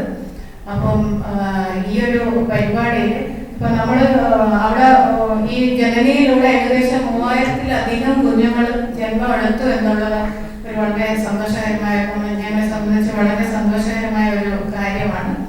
മറ്റൊരു കാര്യം എന്ന് പറയുന്നത് അവിടെ ഈ ട്രീറ്റ്മെന്റിലൂടെ വരുന്ന കുട്ടികൾ, ജനിച്ചു വരുന്ന കുട്ടികൾ മിക്കവാറും നല്ല ആരോഗ്യമുള്ള കുട്ടികളായിട്ട് തന്നെയാണ് കാണുന്നത്. വേറെ അങ്ങനെ ഒരു അങ്ങനത്തെ കുറെ കണ്ടീഷൻസ് ഒന്നും ഇതുവരെ അങ്ങനെയൊന്നും റെക്കോർഡ് ചെയ്യപ്പെട്ടിട്ടില്ല എന്നുള്ളത് വളരെയധികം ആശ്വാസകരമായ ഒരു കാര്യമാണ് എന്നത് കൂടിയാണ് ഈ അവസരത്തിൽ എനിക്ക് പറയാനുള്ളത്. പഴയതുപോലെ means it is not a very cheap affair. Even government hospital ആണെങ്കിൽ പോലും അതുമായി മീൻസ് നമുക്ക് കുറെ സോഷ്യൽ കമ്മിറ്റ്മെന്റ്സ്, ഇത് ചടങ്ങുകൾ ഇതെല്ലാം വന്നപ്പോഴത്തേനും ചൈൽഡ് ബെയറിംഗ് ബിക്കം കോസ്റ്റ്ലി. അതുകൊണ്ട് മീൻസ് പല ആളുകളും അത് മാറ്റി വരുന്നൊരു കാരണം അതായിരിക്കാം. പിന്നെ മീൻസ് ഈ പല റെസ്ട്രിക്ഷൻസും നമുക്ക് ഇപ്പോഴത്തെ മീൻസ് എല്ലാവരും career oriented, means male female എല്ലാവരും അവരുടെ കരിയറിനെ കുറിച്ച് ബോധവാനാണ്. അവർക്കൊക്കെ കരിയർ വേണം. പിന്നെ പണ്ടുള്ള പോലെ ഒരു ഫാമിലി സെറ്റപ്പ് ഒന്നും സോഷ്യൽ സെക്യൂരിറ്റിയും നമുക്ക് വീടുകളിൽ നിന്ന് ഇപ്പൊ കിട്ടുന്നില്ല. അതുകൊണ്ട് ഈ പറഞ്ഞ പല കാരണങ്ങളാൽ നമ്മളുടെ ഇന്നത്തെ മീൻസ് റീപ്രൊഡക്റ്റീവ് ഏജ് ഗ്രൂപ്പിലുള്ള തലമുറ പ്രഗ്നൻസി മാറ്റി വെക്കുന്നു, അല്ലെങ്കിൽ വേണ്ടാന്ന് വെക്കുന്നു, അല്ലെങ്കിൽ നമ്പേഴ്സ് പണ്ടുള്ളതുപോലെ നമുക്ക് 5, 6, 8 ഒന്നും നമ്മൾ എവിടെയും കാണുന്നില്ല. 1, 2 മാക്സിമം 1 മാക്സിമം 2 ആ രീതിയിലോട്ട് നമ്മൾ മീൻസ് നമ്മുടെ ആളുകൾ മാറിപ്പോയി. ഇതൊക്കെ കൊണ്ടാണ് ഡെലിവറി റേറ്റ് കുറയുന്നത്. ഇപ്പോൾ ഡെലിവറി റേറ്റ് കുറയുന്നു എന്ന് പറഞ്ഞ് നമ്മൾ മീൻസ് എന്താ ആശങ്കപ്പെടേണ്ട ആവശ്യമില്ല. ഒരുപക്ഷെ ഗൈനക്കോളജിസ്റ്റ് എന്ന രീതിയിൽ ഞാൻ ആശങ്കപ്പെടായിരിക്കും, കാരണം നമ്മളുടെ മീൻസ് നമ്പർ ഓഫ് പേഷ്യൻസ് കുറയുന്നതായിരിക്കും. പക്ഷേ means drop in fertility is a indicator of development. You look at developed world, അവിടെയൊക്കെയുള്ള ഒരു റീപ്ലേസ്മെന്റ് ലെവലിലോട്ടൊക്കെ മീൻസ് അത്രയും പോലും ഇല്ല. പല വികസിത രാജ്യങ്ങളിലും ഹ്യൂമൻ ഡെവലപ്മെന്റ് ഇൻഡെക്സ് വളരെ ഉയർന്നു നിൽക്കുന്ന രാജ്യങ്ങളോ അല്ലെങ്കിൽ മേഖലകളോ നോക്കിയിട്ടുണ്ടെങ്കിൽ അവിടെയൊക്കെ TFR ടോട്ടൽ ഫെർട്ടിലിറ്റി കുറവാണ്. സോ അത് മീൻസ് നമുക്കതിനെ ഒരു നമ്മുടെ നാട് പുരോഗമിക്കുന്നതിൻ്റെയും കൂടി ഒരു ഇൻഡെക്സ് ആയി നമ്മൾ കാണേണ്ടതായിട്ടുണ്ട്. നമ്മളിപ്പോൾ പത്രത്തിൽ നോക്കിയിട്ടുണ്ടെന്നുണ്ടെങ്കിൽ ജാപ്പനീസ് പഠിക്കാൻ വേണ്ടി പരസ്യങ്ങളുണ്ട്, ജർമ്മൻ പഠിക്കാൻ വേണ്ടി പരസ്യങ്ങളുണ്ട്. ഇപ്പം നമ്മൾ ജപ്പാൻ, ജർമ്മനി ഒക്കെ ഏറ്റവും മീൻസ് ഡെവലപ്മെന്റ് ഏറ്റവും കൂടിയ രാജ്യങ്ങളാണ്. അവിടെയൊക്കെ ടോപ്പ് ഹെവി പോപ്പുലേഷനായി മാറി. അതുകൊണ്ടാണ് യങ്സ്റ്റേഴ്സ് ആയ ഇന്ത്യക്കാരെയൊക്കെ ആൾക്കാര് മീൻസ് ക്ഷണിക്കുന്നത്. Probably this issue may come. So means വർഷങ്ങൾക്ക് ശേഷം ഇന്ത്യയിലും ഒരു ടോപ്പ് ഹെവി പോപ്പുലേഷനിലോട്ട് പോകാനൊക്കെയുള്ള സാധ്യതയുണ്ട്. ലോങ് ലാസ്റ്റിംഗ് സോഷ്യൽ ഇംപ്ലിക്കേഷൻ ഉണ്ടാവാം. പക്ഷെ ആസ് ഓഫ് ടുഡേ നമ്മളുടെ നാട്ടിൽ നിന്ന് താങ്ങാൻ പറ്റുന്നതിൻ്റെ ആവശ്യത്തിനുള്ള ജനസംഖ്യ നമുക്കുണ്ട്. അത് നമ്മൾ ഭയങ്കര ആശങ്കപ്പെടാൻ മാത്രമുള്ള വലിയ വിഷയമാണെന്ന് എനിക്ക് വ്യക്തിപരമായ അഭിപ്രായമില്ല. എനിക്ക് നമ്മൾ മുൻപ് സംസാരിച്ച ആളുകൾ അതിനെപ്പറ്റി ഓൾറെഡി പറഞ്ഞു കഴിഞ്ഞിട്ടുണ്ടായിരുന്നു. എന്നാൽ അതിനെ കൂടുതൽ ഒന്ന് ഇലാബറേറ്റ് ചെയ്യേണ്ടതായിട്ടുണ്ടെന്ന് തോന്നുന്നു. ഗർഭകാലത്തുള്ള വിവിധ റെസ്ട്രിക്ഷൻസിനെ പറ്റിയിട്ടുള്ള ഒരു എക്സ്പെർട്ട് ഒപ്പീനിയനാണ് നിങ്ങൾ ആരെങ്കിലും എനിക്ക് ഡിസ്കസ് ചെയ്യുന്നത് ഇന്ന് എനിക്ക് ഇമ്പോർട്ടൻ്റ് ആണെന്ന് തോന്നുന്നു. കാരണം നമ്മൾ ചില ഫുഡ് കഴിക്കരുത് എന്നുള്ളത്, അതുപോലെ നമ്മൾ മഹാഭാരതത്തിന്റെ ഒരു റെഫറൻസ് ഉണ്ട്. അഭിമന്യു ചക്രവ്യൂഹം ഭേദിക്കാൻ പഠിച്ചത് അമ്മയുടെ ഗർഭപാത്രത്തിൽ നിന്നാണ് എന്നുള്ളത്. പക്ഷെ അത് പുറത്ത് കിടക്കേണ്ട ഭാഗത്തുമ്പോഴത്തേക്ക് പെട്ടെന്നൊരു കോള് വന്നു, അമ്മ എഴുന്നേറ്റ് പോയതുകൊണ്ട് ആ ഭാഗം മിസ് ചെയ്തു. അതുകൊണ്ട് പുള്ളിക്ക് ചക്രവ്യൂഹത്തിന്റെ അകത്ത് കയറാനേ പറ്റിയുള്ളൂ, പുറത്തേക്ക് പോകാൻ പറ്റിയില്ല. അതുകൊണ്ടായിരുന്നു മഹാഭാരതത്തിൽ അഭിമന്യുയെ വധിക്കാൻ കർണന് സാധിച്ചത് എന്നുള്ള ഒരു നെറേറ്റീവ് ഉണ്ട്. അപ്പൊ ഇതിന്റെ ഒരു ബാക്ക്ഗ്രൗണ്ടിലൂടെയാണ് ചോദിക്കുന്നത്. ഇവിടെയുള്ള പലരുടെയുള്ള സംശയമാണ്. അപ്പോൾ ഈ ഒരു ഗർഭകാലത്ത് എന്തൊക്കെയാണ് ഇതുമായി ബന്ധപ്പെട്ടിട്ട് നമുക്ക് റെസ്ട്രിക്ഷൻസ്, അതുകൂടാതെ ഭക്ഷണം കഴിക്കേണ്ട കാര്യങ്ങൾ, ഒരു ഗർഭസ്ഥ ശിശു അല്ലെങ്കിൽ ഗർഭം ധരിച്ചിരിക്കുന്ന അമ്മമാർക്ക് ശരിക്കും അവരുടെ കുട്ടികൾക്ക് കേൾക്കാൻ പറ്റുമോ? സംഗീതം, ഇത് കോമൺ ആയ ക്വസ്റ്റ്യൻ ആണ്, ഞാൻ ഒരുപാട് പേർക്ക് വേണ്ടി ചോദിക്കുക. സംഗീതം വെക്കുന്നത് നല്ലതാണ് എന്നൊക്കെയുള്ള കാര്യങ്ങൾ പറഞ്ഞിട്ടുണ്ടായിരുന്നു. അതിൻ്റെ ഒരു റെഫറൻസ് എനിക്ക് തോന്നുന്നു ഇവര് മുൻപ് സംസാരിച്ചവർ പറഞ്ഞിട്ടുണ്ട്. ആരുടെയെങ്കിലും ഒരു ഒപ്പീനിയൻ എനിക്കിത് കിട്ടിയാൽ കൊള്ളാണ്. പ്രഗ്നൻസിയിൽ പ്രത്യേകിച്ച് ഫുഡിന് ഒരു റെസ്ട്രിക്ഷനും ഇല്ല. പപ്പായ കഴിക്കരുത്, പൈനാപ്പിൾ കഴിക്കരുത്, ബട്ടർ കഴിക്കരുത്, ഇതൊക്കെയാണ് എല്ലാവരും വന്ന് ചോദിക്കുന്നത്. നട്ട്സ് കഴിക്കാവോ, ഈന്തപ്പഴം കഴിക്കാവോ, ഇതിനൊന്നും ഒരു റെസ്ട്രിക്ഷൻ ഇല്ല. പപ്പായ നല്ല പഴുത്ത പപ്പായ കഴിക്കാം. ആകെയുള്ളത് അൺറൈപ്പ് പപ്പായക്ക് അതിനകത്ത് ഒരു പട്ടാററി എന്ന് പറഞ്ഞൊരു സാധനം ഫോർട്ടിഫൈഷൻ ഉണ്ടായിരുന്നു. അതുകൊണ്ട് മാത്രമാണ് അൺറൈപ്പ് പപ്പായ കഴിക്കാണ്ടെന്ന് പറയുന്നത്. ബാക്കി എല്ലാ ഫുഡും കഴിക്കാം. പിന്നെ പേഷ്യന്റിന് നല്ല മെന്റൽ ഹാപ്പിനെസ് ഉണ്ടെങ്കിൽ അത് കൊടുക്കുന്നതാണ് നല്ലത്. കുട്ടി പാട്ടാസ്വദിക്കുന്നതാണ് പറയപ്പെടുന്നത്, അതൊക്കെ ആണ് പറയപ്പെടുന്നത്. പക്ഷെ ഫുഡിനൊരു റെസ്ട്രിക്ഷൻ ഇല്ല. സ്ട്രെയിനേഴ്സ് എക്സസൈസ് വേണ്ടാന്നേ ഉള്ളൂ. ഇപ്പൊ ആർക്കും ബെഡ് റെസ്റ്റ് പറയുന്നില്ല. എല്ലാവരും വന്നു നിൽക്കുന്ന ഒരു ചോദ്യം, ഡോക്ടറെ ബെഡ് റെസ്റ്റ് എടുക്കേണ്ടതെന്നാണ്. അങ്ങനെ ഒരു ബെഡ് റെസ്റ്റ് ഇപ്പൊ പ്രഗ്നൻസിയിലില്ല. ഷീക്കാൻ ചെറിയ ചെറിയ ജോലികളൊക്കെ ചെയ്യും. അതൊരു വളരെ വാലിഡ് ക്വസ്റ്റ്യൻ ആണ്. ഈ പറഞ്ഞ ഫെർട്ടിലിറ്റി അല്ലെങ്കിൽ ഗർഭധാരണം പല പെൺകുട്ടികളും മാറ്റിവെക്കാനുള്ള കാരണം വീട്ടുകാരുടെ ശല്യമാണ്. അതൊരു വലിയ മീൻസ് ഇപ്പം എൻ്റെ അടുത്ത് ഒരമ്മ ഈ പെൺകുട്ടി കിടന്നുറങ്ങുന്നതിൻ്റെ വീഡിയോ ഷൂട്ട് ചെയ്യുകയാണ്. ലെഫ്റ്റ് ലാറ്ററൽ പൊസിഷനിൽ കിടക്കുന്നില്ല. നമ്മൾ മനസ്സിലെ ഒരു ഗർഭിണി കിടന്നുറങ്ങുമ്പം ഇടത്തെ സൈഡിലോട്ട് ചെരിഞ്ഞ് കിടക്കുന്നതാണ് ഏറ്റവും നല്ലതാണ്. പക്ഷെ നമ്മളൊരാൾ ഉറങ്ങിക്കഴിഞ്ഞതിന് ശേഷം നമ്മളുടെ പൊസിഷൻ ഇൻവോളണ്ടറി ആണ്. നമുക്ക് ആർക്കും അത് കൺട്രോൾ ചെയ്യാൻ പറ്റാത്ത കാര്യമാണ്. അപ്പോൾ ഈ പറഞ്ഞ മീൻസ് അമ്മ പോയിട്ട് ആ പെൺകുട്ടി, ആ ഗർഭിണിയായ അമ്മ കിടന്നുറങ്ങുന്നതിൻ്റെ വീഡിയോ ഷൂട്ട് ചെയ്ത് അത് എൻ്റെ കൺസൾട്ടേഷൻ നോക്കിയിട്ട് എനിക്ക് ആ വീഡിയോ കാണിച്ചു തരികയാണ്. ഞാൻ ആ അമ്മയെ ലെഫ്റ്റ് ആൻഡ് റൈറ്റ് ഫയർ ചെയ്തു. ആ പേഷ്യൻ്റ് പോയാൽ പോട്ടെ, കുഴപ്പമൊന്നുമില്ല. അപ്പോൾ ചില കാര്യങ്ങൾ നമ്മൾ ശക്തമായിട്ടുള്ള നിലപാടുകൾ അവിടെ സ്വീകരിക്കേണ്ടതായിട്ട്. അപ്പോൾ നമുക്ക് ഈ ഫെർട്ടിലിറ്റി റേറ്റ് കുറയ്ക്കാനും പ്രഗ്നൻസി മാറ്റിവെക്കാനുള്ള കാരണം ഈ മൈഗ്രേഷൻ്റെ ഒരു കാരണം മീൻസ് വീട്ടുകാരുടെ ശല്യമാണ്. എനിക്ക് ഇത് മീൻസ് തന്നെ ഇതും വ്യക്തിപരമായിട്ടുള്ള അഭിപ്രായമാണ്. വ്യക്തിപരമായിട്ടുള്ള അഭിപ്രായം ഉണ്ടാവാൻ കാരണം നമ്മൾ മീൻസ് പല പേഷ്യൻസുമായിട്ട് ആശയവിനിമയം നടത്തുമ്പോൾ അവർ പറയുന്ന കാര്യമാണത്. പിന്നെ മീൻസ് വിദേശത്ത് ജോലിയുള്ള ആളുകൾ മീൻസ് ടു ജോയിൻ സ്പൗസ് അവർ വിദേശത്ത് ലീവൊക്കെ എടുത്തിട്ട് പോകും. ലീവൊക്കെ എടുത്തു കഴിഞ്ഞ് തിരിച്ചു വന്നിട്ടുണ്ടെന്നുണ്ടെങ്കിൽ തിരിച്ചു വന്ന് പല പേഷ്യൻസ് പറയാണ്ട് ഡോക്ടർ എനിക്ക് വിദേശത്തോട്ട് തന്നെ പോയാൽ മതി, I cannot tolerate my relatives, ഇങ്ങനെ പറയുന്ന ഒത്തിരി ആളുകളുണ്ട്. അപ്പോൾ അത് സ്നേഹക്കൂടുതൽ കാരണമാണ്. അത്രയും സ്നേഹിക്കേണ്ട. ഈ സ്നേഹക്കൂടുതൽ സത്യം പറഞ്ഞാൽ ഈ കുട്ടികൾക്ക് അതൊരു പീഡനമായിട്ടാണ് പലപ്പോഴും ഭവിക്കുന്നത്. ഗവൺമെന്റ് ആശുപത്രികളിൽ അപകട സാധ്യത കൂടുതലാണ് എന്ന് പറയുന്നത് കൊണ്ട് പലരും പ്രൈവറ്റ് ആശുപത്രിയിലേക്ക് പോകുന്നു. അതുകൊണ്ട് എന്ത് ഉറപ്പാണ് ഗവൺമെന്റ് ആശുപത്രികൾക്ക് തരാൻ പറ്റുന്നത് എന്നുള്ളൊരു ചോദ്യം എനിക്ക് സദസ്സിൽ നിന്ന് വന്നിട്ടുണ്ട്. അതിന്റെ ഭാഗമായിട്ട് കൂടെ ഞാൻ അറ്റാച്ച് ചെയ്ത് ചോദിക്കുകയാണ്. ഞാൻ ഗവൺമെന്റ് ഡോക്ടറുടെ റെസ്പോൺസ് കിട്ടുമെന്ന് വിചാരിക്കുന്നു. ഗവൺമെന്റ് ആശുപത്രികളിൽ പ്രൈവറ്റ് ആശുപത്രികളിൽ ഇപ്പോൾ 5 സ്റ്റാർ ഹോസ്പിറ്റലുകളൊക്കെ ഉള്ള ഒരു കാലത്ത് അതിനെപ്പറ്റി നമുക്കറിയാം. ഗവൺമെന്റ് ആശുപത്രികളിൽ എന്തൊക്കെ നടപടികളാണ് നമ്മൾ ഇതുമായി ബന്ധപ്പെട്ട് എടുത്തത്? കാരണം എനിക്ക് തോന്നുന്നു ലക്ഷ്യ എന്നൊക്കെ പേരിൽ ക്വാളിറ്റികൾ ഉറപ്പുവരുത്താൻ വേണ്ട ഒരുപാട് പദ്ധതികൾ ഗവൺമെന്റ് ആശുപത്രികളിൽ. പണ്ട് വൃത്തിന്റെ കാര്യത്തിലായിരുന്നു ഒരു പ്രശ്നം. ഇപ്പൊ നല്ല ജില്ലാശുപത്രിയിൽ വന്നാൽ ഇപ്പൊ ഇഷ്ടം പോലെ മിഡിൽ ക്ലാസ് ആൾക്കാർ പ്രസവിക്കാൻ പറ്റുന്നത്. പൊതുവെ ഫെർട്ടിലിറ്റി റേറ്റ് കുറവായിട്ട് ഡെലിവറി ഇപ്പൊ കുറച്ച് കുറവാണ്. പക്ഷെ എന്നാലും ഗവൺമെന്റ് എംപ്ലോയീസ് ഒക്കെ കുറെ നമ്മളടുത്ത് വരുന്നുണ്ട്. ഒരു സമയത്ത് കുറെ ടീച്ചേഴ്സും പോലീസുകാരുണ്ടായിരുന്നു. ഇപ്പൊ ഹാസ്ക് വന്നതിന് ശേഷം മെഡിസപ്പ് വന്നതിന് ശേഷം അത് കുറച്ച് കുറവാണ്. പക്ഷെ എന്നാലും മിഡിൽ ക്ലാസ് കുറെ ആൾക്കാർ വരുന്നുണ്ട്. അതെങ്ങനെയാണ് അവര് പോയി വന്നിട്ടുള്ള അവരെ പിന്നെ അടുത്ത ഒരാൾ വരുമ്പോൾ ഡോക്ടറെ നമുക്ക് കഴിഞ്ഞ ദിവസം പ്രൈവറ്റിലായിരുന്നു, അതിനെക്കാണി നമുക്ക് സ്റ്റാഫിന്റെ ഒക്കെ ഇവിടെ വന്നിട്ട് നല്ലത് അങ്ങനെ ഇഷ്ടംപോലെ നല്ല കമന്റ്സ് കിട്ടുന്നുണ്ട്. അത് വെറുതെ പറയുന്നതാണ് ഗവൺമെന്റിൽ ഇത് കുറവാന്നുള്ളത്. ഗവൺമെന്റിൽ പ്രൈവറ്റിൽ വർക്ക് ചെയ്ത ആളാണ് ഞാൻ. ഗവൺമെന്റ് ഹോസ്പിറ്റലില് നല്ല സർവീസ് തന്നെയാണ് കിട്ടുക. ഒരുപാട് ചെറുപ്പക്കാരായ കുട്ടികളുള്ളത് കൊണ്ടും കൂടിയാണ് ഞാൻ റൈറ്റ്സ് എന്നുള്ള ഒരു കാറ്റഗറിയിൽ പറയുമ്പോൾ റീപ്രൊഡക്റ്റീവ് റൈറ്റ്സ് ഉണ്ട്, അതുപോലെ തന്നെ അബോർഷൻ റൈറ്റ്സ് ഉണ്ട്. അപ്പോൾ ഈ ഒരു വിഭാഗത്തെ പറ്റി തന്നെ നമ്മളൊന്ന് സംസാരിക്കേണ്ടതുണ്ട് എന്ന് തോന്നുന്നു. അപ്പോൾ അബോർഷനുമായി ബന്ധപ്പെട്ട കാര്യങ്ങളെ പറ്റിയിട്ട് ഒരു മെൻഷൻ ഇന്നത്തെ സംവാദത്തിൽ ഉണ്ടാവേണ്ടത് എനിക്ക് തോന്നുന്നു ആവശ്യമാണ്. സോ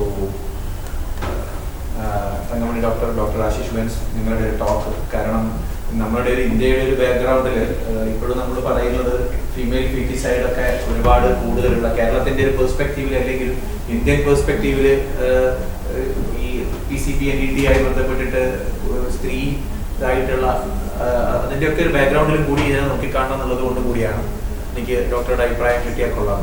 വളരെ പ്രധാനപ്പെട്ട ഒരു കാര്യമാണ് ആർക്കായാലും. നേരത്തെ സാറ് വളരെ കൃത്യമായിട്ട് ആ കാര്യങ്ങൾ പറഞ്ഞു. നമ്മളുടെ ഒരു നാടിൻ്റെ സ്വഭാവം എന്ന് വെച്ചാൽ മറ്റുള്ളവരുടെ പ്രിവസിയെ റെസ്പെക്റ്റ് ചെയ്യുക എന്നുള്ളൊരു ശീലം നമുക്കില്ല. എന്തഭിപ്രായം ആരോടും എവിടെയും കയറി പറയാം. അപ്പോൾ പേഴ്സണലി ഈസ് പൊളിറ്റിക്കൽ എന്നാണ് പറയുന്നത്. അപ്പോൾ എവിടെയും ആർക്കും നമ്മളെ റിലേറ്റീവ്സിനായി ആ ഒരു കൾച്ചറും കൂടി, അതായത് കേരളത്തിനെ ഒരു നവീകരിക്കാൻ ഇനി നമ്മൾ ചെയ്യേണ്ടത്, നമ്മൾ ഇൻഫ്രാസ്ട്രക്ചറൊക്കെ ചെയ്തു. ഇനിയിപ്പോൾ നമ്മൾ ഇപ്പോൾ ശുചിത്വം പോലെയുള്ള കാര്യങ്ങളൊക്കെ നമ്മൾ വളരെയധികം മുന്നേറിയിട്ടുണ്ട്. അതെ, മൈൻഡ് സെറ്റിലുള്ള ഇത്തരം ചേഞ്ചസ് ആയിരിക്കും. കാരണം നമ്മളുടെ പുതിയ തലമുറ എന്ന് പറഞ്ഞാൽ നമ്മൾ ഇനിയുള്ള പ്രഗ്നൻ്റ് എന്ന് പറയുന്നത് നമ്മൾ പുതിയ കുട്ടികളാണ്. ഇവരതൊന്നും ടോളറേറ്റ് ചെയ്യുന്ന ആൾക്കാരല്ല. അപ്പോൾ ഈ പറയുന്ന പോലെ നമുക്ക് ഗർഭം ധരിക്കുക എന്നുള്ളത് ഒരു ചോയ്സാണ് കേട്ടോ. തീർച്ചയായിട്ടും സാറ് നേരത്തെ പറഞ്ഞു, ഗർഭം ധരിക്കുക ധരിക്കാതിരിക്കുക, എല്ലാ സ്ത്രീകളും ഗർഭിണികളാവണമെന്നോ അമ്മമാരാവണമെന്നോ ഒന്നും നമ്മളുടെ രാജ്യത്ത് അങ്ങനെയൊന്നും നിയമമില്ല. അത് തീർച്ചയായും ഒരു ചോയ്സാണ്. പക്ഷേ പറഞ്ഞ പോലെ നമ്മുടെ ട്രഡീഷൻ അങ്ങനെയല്ല. നമ്മൾ മദർഹുഡിലേക്ക് സ്വാഭാവികമായിട്ട് പോകുന്ന ആൾക്കാരാണ്. അപ്പോൾ മദർഹുഡ് ഒരു ചോയ്സ് ആയിരിക്കണം. നമ്മൾക്ക് ഈ പ്ലാൻഡ് ആയിട്ടുള്ള മദർഹുഡ് ആയിരിക്കും ഏറ്റവും നല്ലത്. പലപ്പോഴും നമുക്ക് ഈ പ്ലാൻഡ് മദർഹുഡിലേക്ക് എത്താൻ കഴിയാറില്ല. പലരും ഈ പറഞ്ഞ പോലെ ആക്സിഡൻ്റൽ മദേഴ്സാണ്. ആക്സിഡൻ്റൽ മദേഴ്സിൻ്റെ ആക്സിഡൻ്റൽ ബേബീസ് ആയിരിക്കും ഉണ്ടാവുക.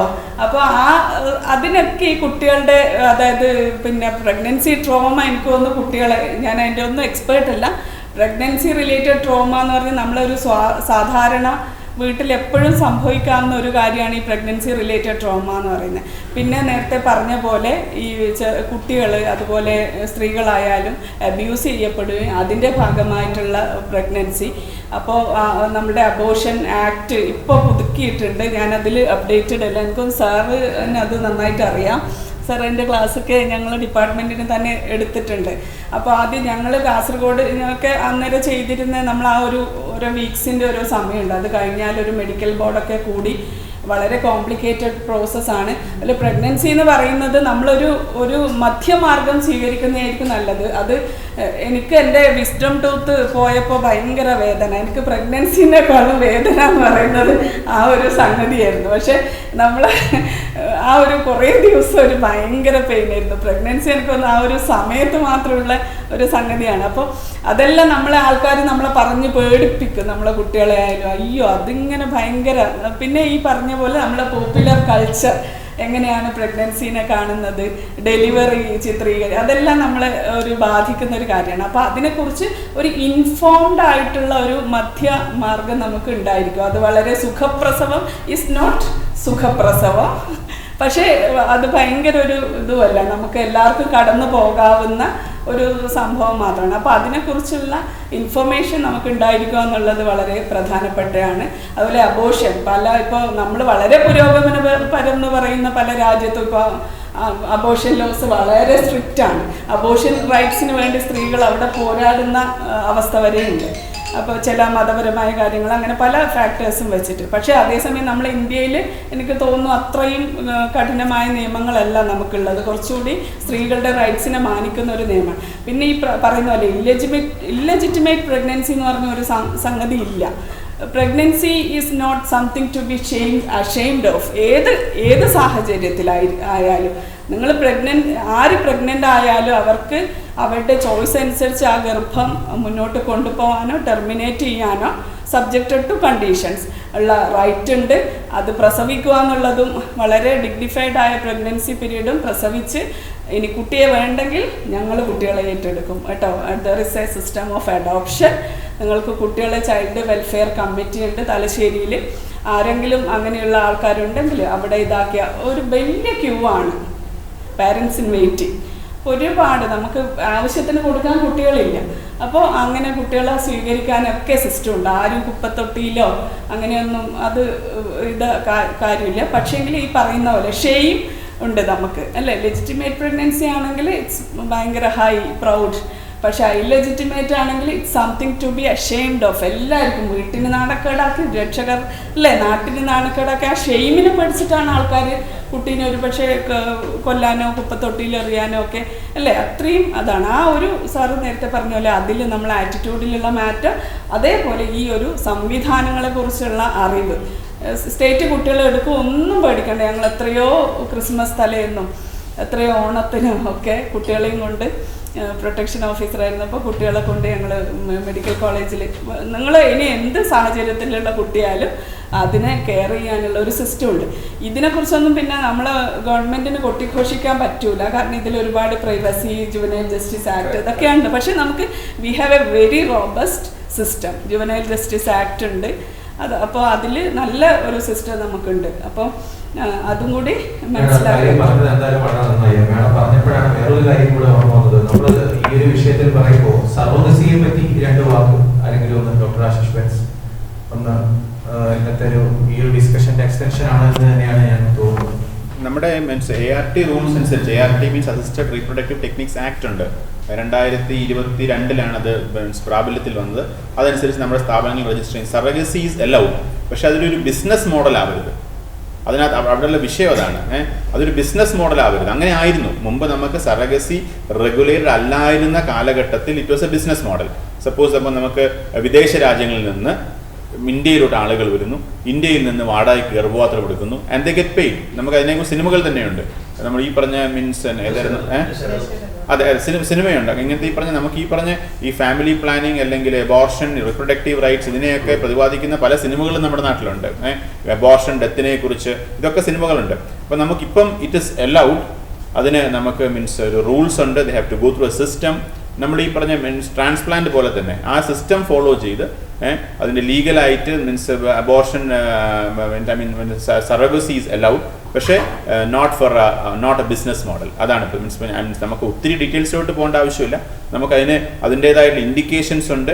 അതിനൊരു സറഗേറ്റ് മദറിനെ കണ്ടെത്തേണ്ടതായിട്ടുണ്ട്. പക്ഷേ ഈ പറഞ്ഞ ഈ സറഗേറ്റ് മദറിൻ്റെ ഇൻഷുറൻസ് അങ്ങനെ കുറേ കാര്യങ്ങൾ നമ്മൾ നോക്കേണ്ടതായിട്ടുണ്ട്.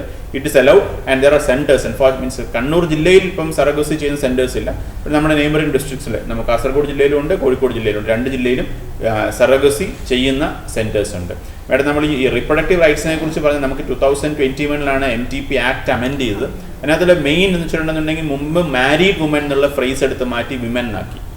സോ അതാണ് അതിനകത്തുള്ള മെയിൻ മാറ്റം. പിന്നെ അപ് ടു 20 വീക്സ് മാത്രമേ അബോർഷൻ അലൗഡ് ആയിരുന്നുള്ളൂ. അത് 24 വീക്സ് ആയി. 24 വീക്സിന് ശേഷവും 24 ആഴ്ച കഴിഞ്ഞിട്ടുണ്ടെങ്കിൽ അനോമലസ് ബേബി ആണെന്നുണ്ടെങ്കിൽ ടെർമിനേറ്റ് ചെയ്യാനുള്ള അധികാരം കോഴിക്കോട് മെഡിക്കൽ കോളേജിലെ ഒരു കമ്മിറ്റിയുണ്ട്. കോഴിക്കോട് മെഡിക്കൽ കോളേജിൽ ഗസറ്റഡ് കമ്മിറ്റിയാണ്. മീൻസ് റീസെന്റ് ഗസറ്റ് ചെയ്ത് അവിടുത്തെ HODയും അവിടുത്തെ റേഡിയോ ഡയഗ്നോസ് HODയും പീഡിയാട്രീഷ്യനും ഒരു 4 ഫോറൻസിക് സർജനൊക്കെ ഉൾപ്പെട്ട 4 കമ്മിറ്റിയുണ്ട്. It's a matter of 1 day.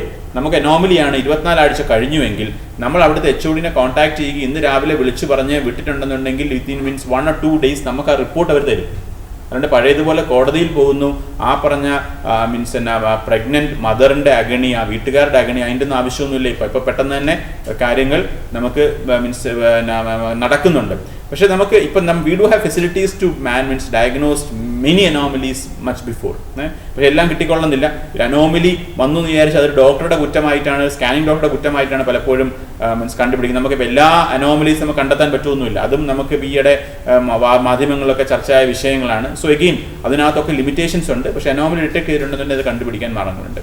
പിന്നെ ഈ പറഞ്ഞ മാഡം ഇപ്പോൾ പറഞ്ഞ മീൻസ് അഡോപ്ഷൻ, അതൊക്കെ ഇതിനെക്കുറിച്ചൊക്കെ വിവരമില്ലാത്തത് അല്ലെങ്കിൽ ഇതിനെക്കുറിച്ച് അറിവില്ലാത്തത് ദ അഫ്ലുവൻറ്റിനാണ്. സോഷ്യൽ നമുക്ക് നമ്മുടെ ഒരു സോഷ്യോ എക്കണോമിക് സ്റ്റാറ്റസിൽ മേലെ കടയിൽ നിൽക്കുന്ന ആൾക്കാർക്കാണ് ഇതിനെക്കുറിച്ച് അറിവില്ലാത്തത്. താഴേക്കടയിൽ നിൽക്കുന്ന ആൾക്കാർക്ക് ഈ സിസ്റ്റത്തിലൂടെ പോകാൻ പറ്റുള്ളൂ. They go to the system. Whereas the affluent the powerful അല്ലെങ്കിൽ the influential people try to bypass the system. എനിക്ക് റീസെൻ്റ്ലി എനിക്കുണ്ടായ അനുഭവം പറയാം. ഒരു മീൻസ് ടീനേജ് പ്രഗ്നൻസി. ആ പ്രഗ്നൻസി കണ്ടുപിടിച്ചപ്പോൾ 32 വീക്സ് ആയി. 32 ആഴ്ച ടെർമിനേറ്റ് ചെയ്യാൻ പറ്റത്തില്ല. ടെർമിനേറ്റ് മീൻസ് കുട്ടി പുറത്ത് വരുമ്പോൾ ജീവൻ ഉണ്ടാവും. അപ്പം ആ കുട്ടിയുടെ ഫാദർ വളരെ ബോൾഡായിട്ട് തീരുമാനം എടുത്തു. ഇങ്ങനെയൊക്കെ ആയിപ്പോയി. Means we are not going to rear the child. അപ്പം ദേ കെയിം ടു മീ. അപ്പം കണ്ണൂർ ജില്ലയിൽ അവർക്ക് ഡെലിവറി ആവണ്ട. So I organised a place for them to deliver in means Cochin. Means അവിടെ വിളിച്ചു പറഞ്ഞ് അവിടെ ആക്കി കൊടുത്തു. And that child was taken over by means child welfare committee. അപ്പം അങ്ങനെ ആ സംവിധാനം വളരെ മീൻസ് എഫക്റ്റീവായിട്ട് നമ്മുടെ നാട്ടിൽ മീൻസ് പ്രവർത്തിക്കുന്നുണ്ട്. മാഡം പറഞ്ഞ കാര്യം ഞാൻ അത് നമുക്കിത് മീൻസ് സർക്കാരിനോ അല്ലെങ്കിൽ സംവിധാനത്തിന് ഇത് കൊട്ടിഘോഷിക്കാൻ പറ്റുകയില്ല. ഇതുപോലെയുള്ള സംവാദ വേദികളിൽ പറയാമെന്നല്ലാണ്ട് അപ്പം നമുക്ക് മീൻസ് മറ്റൊരു വേദിയിൽ നമുക്കിത് പറയാൻ പറ്റത്തില്ല. The system is there. ഇതിനകത്ത് ഇതിനെക്കുറിച്ച് അറിവില്ലാത്തത് മീൻസ് പിന്നെ സോഷ്യോ എക്കണോമിക്കലി മീൻസ് ഉയർന്നു നിൽക്കും. മറ്റൊന്നുമല്ല. They go to the system and the system means teachers them അല്ലെങ്കിൽ ഗൈഡ്സ് ദം.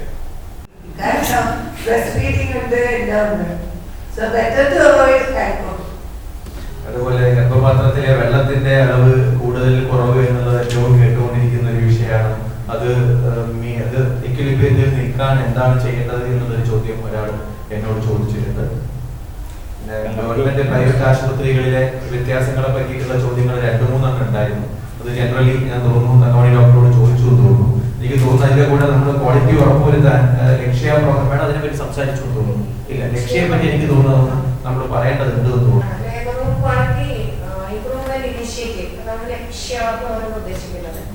അപ്പോൾ ഇത് വെച്ചിട്ട് പ്രസവം അതിനോടനുബന്ധിച്ചിട്ടുള്ള സാഹചര്യം ഭൗതിക സാഹചര്യങ്ങളെല്ലാം ഇതിലുള്ള ഒരു കേന്ദ്ര ഗവൺമെന്റിന്റെ പദ്ധതിയാണ്.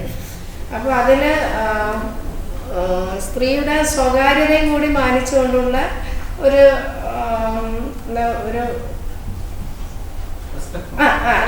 റെസ്പെക്ടിങ് ദി മദർഹുഡ് അങ്ങനെയുള്ള റെസ്പെക്ടിങ് ദി മദർഹുഡ് അങ്ങനെയുള്ള ഒരു ഇതാണ് പരിപാടിയാണ്. അപ്പോൾ അതിൻ്റെ ആയിട്ടുള്ള ഭൗതിക സാഹചര്യങ്ങളെല്ലാം ലക്ഷ്യം ഇൻക്ലൂഡിങ് ക്ലെൻലിനെസ്, ബാക്കി പിന്നെ കോംപ്ലിക്കേഷൻസ് ഹാൻഡിൽ ചെയ്യാനുള്ള കാര്യങ്ങൾ, ഇതൊക്കെ അതിൽ പെടുന്നതാണ്.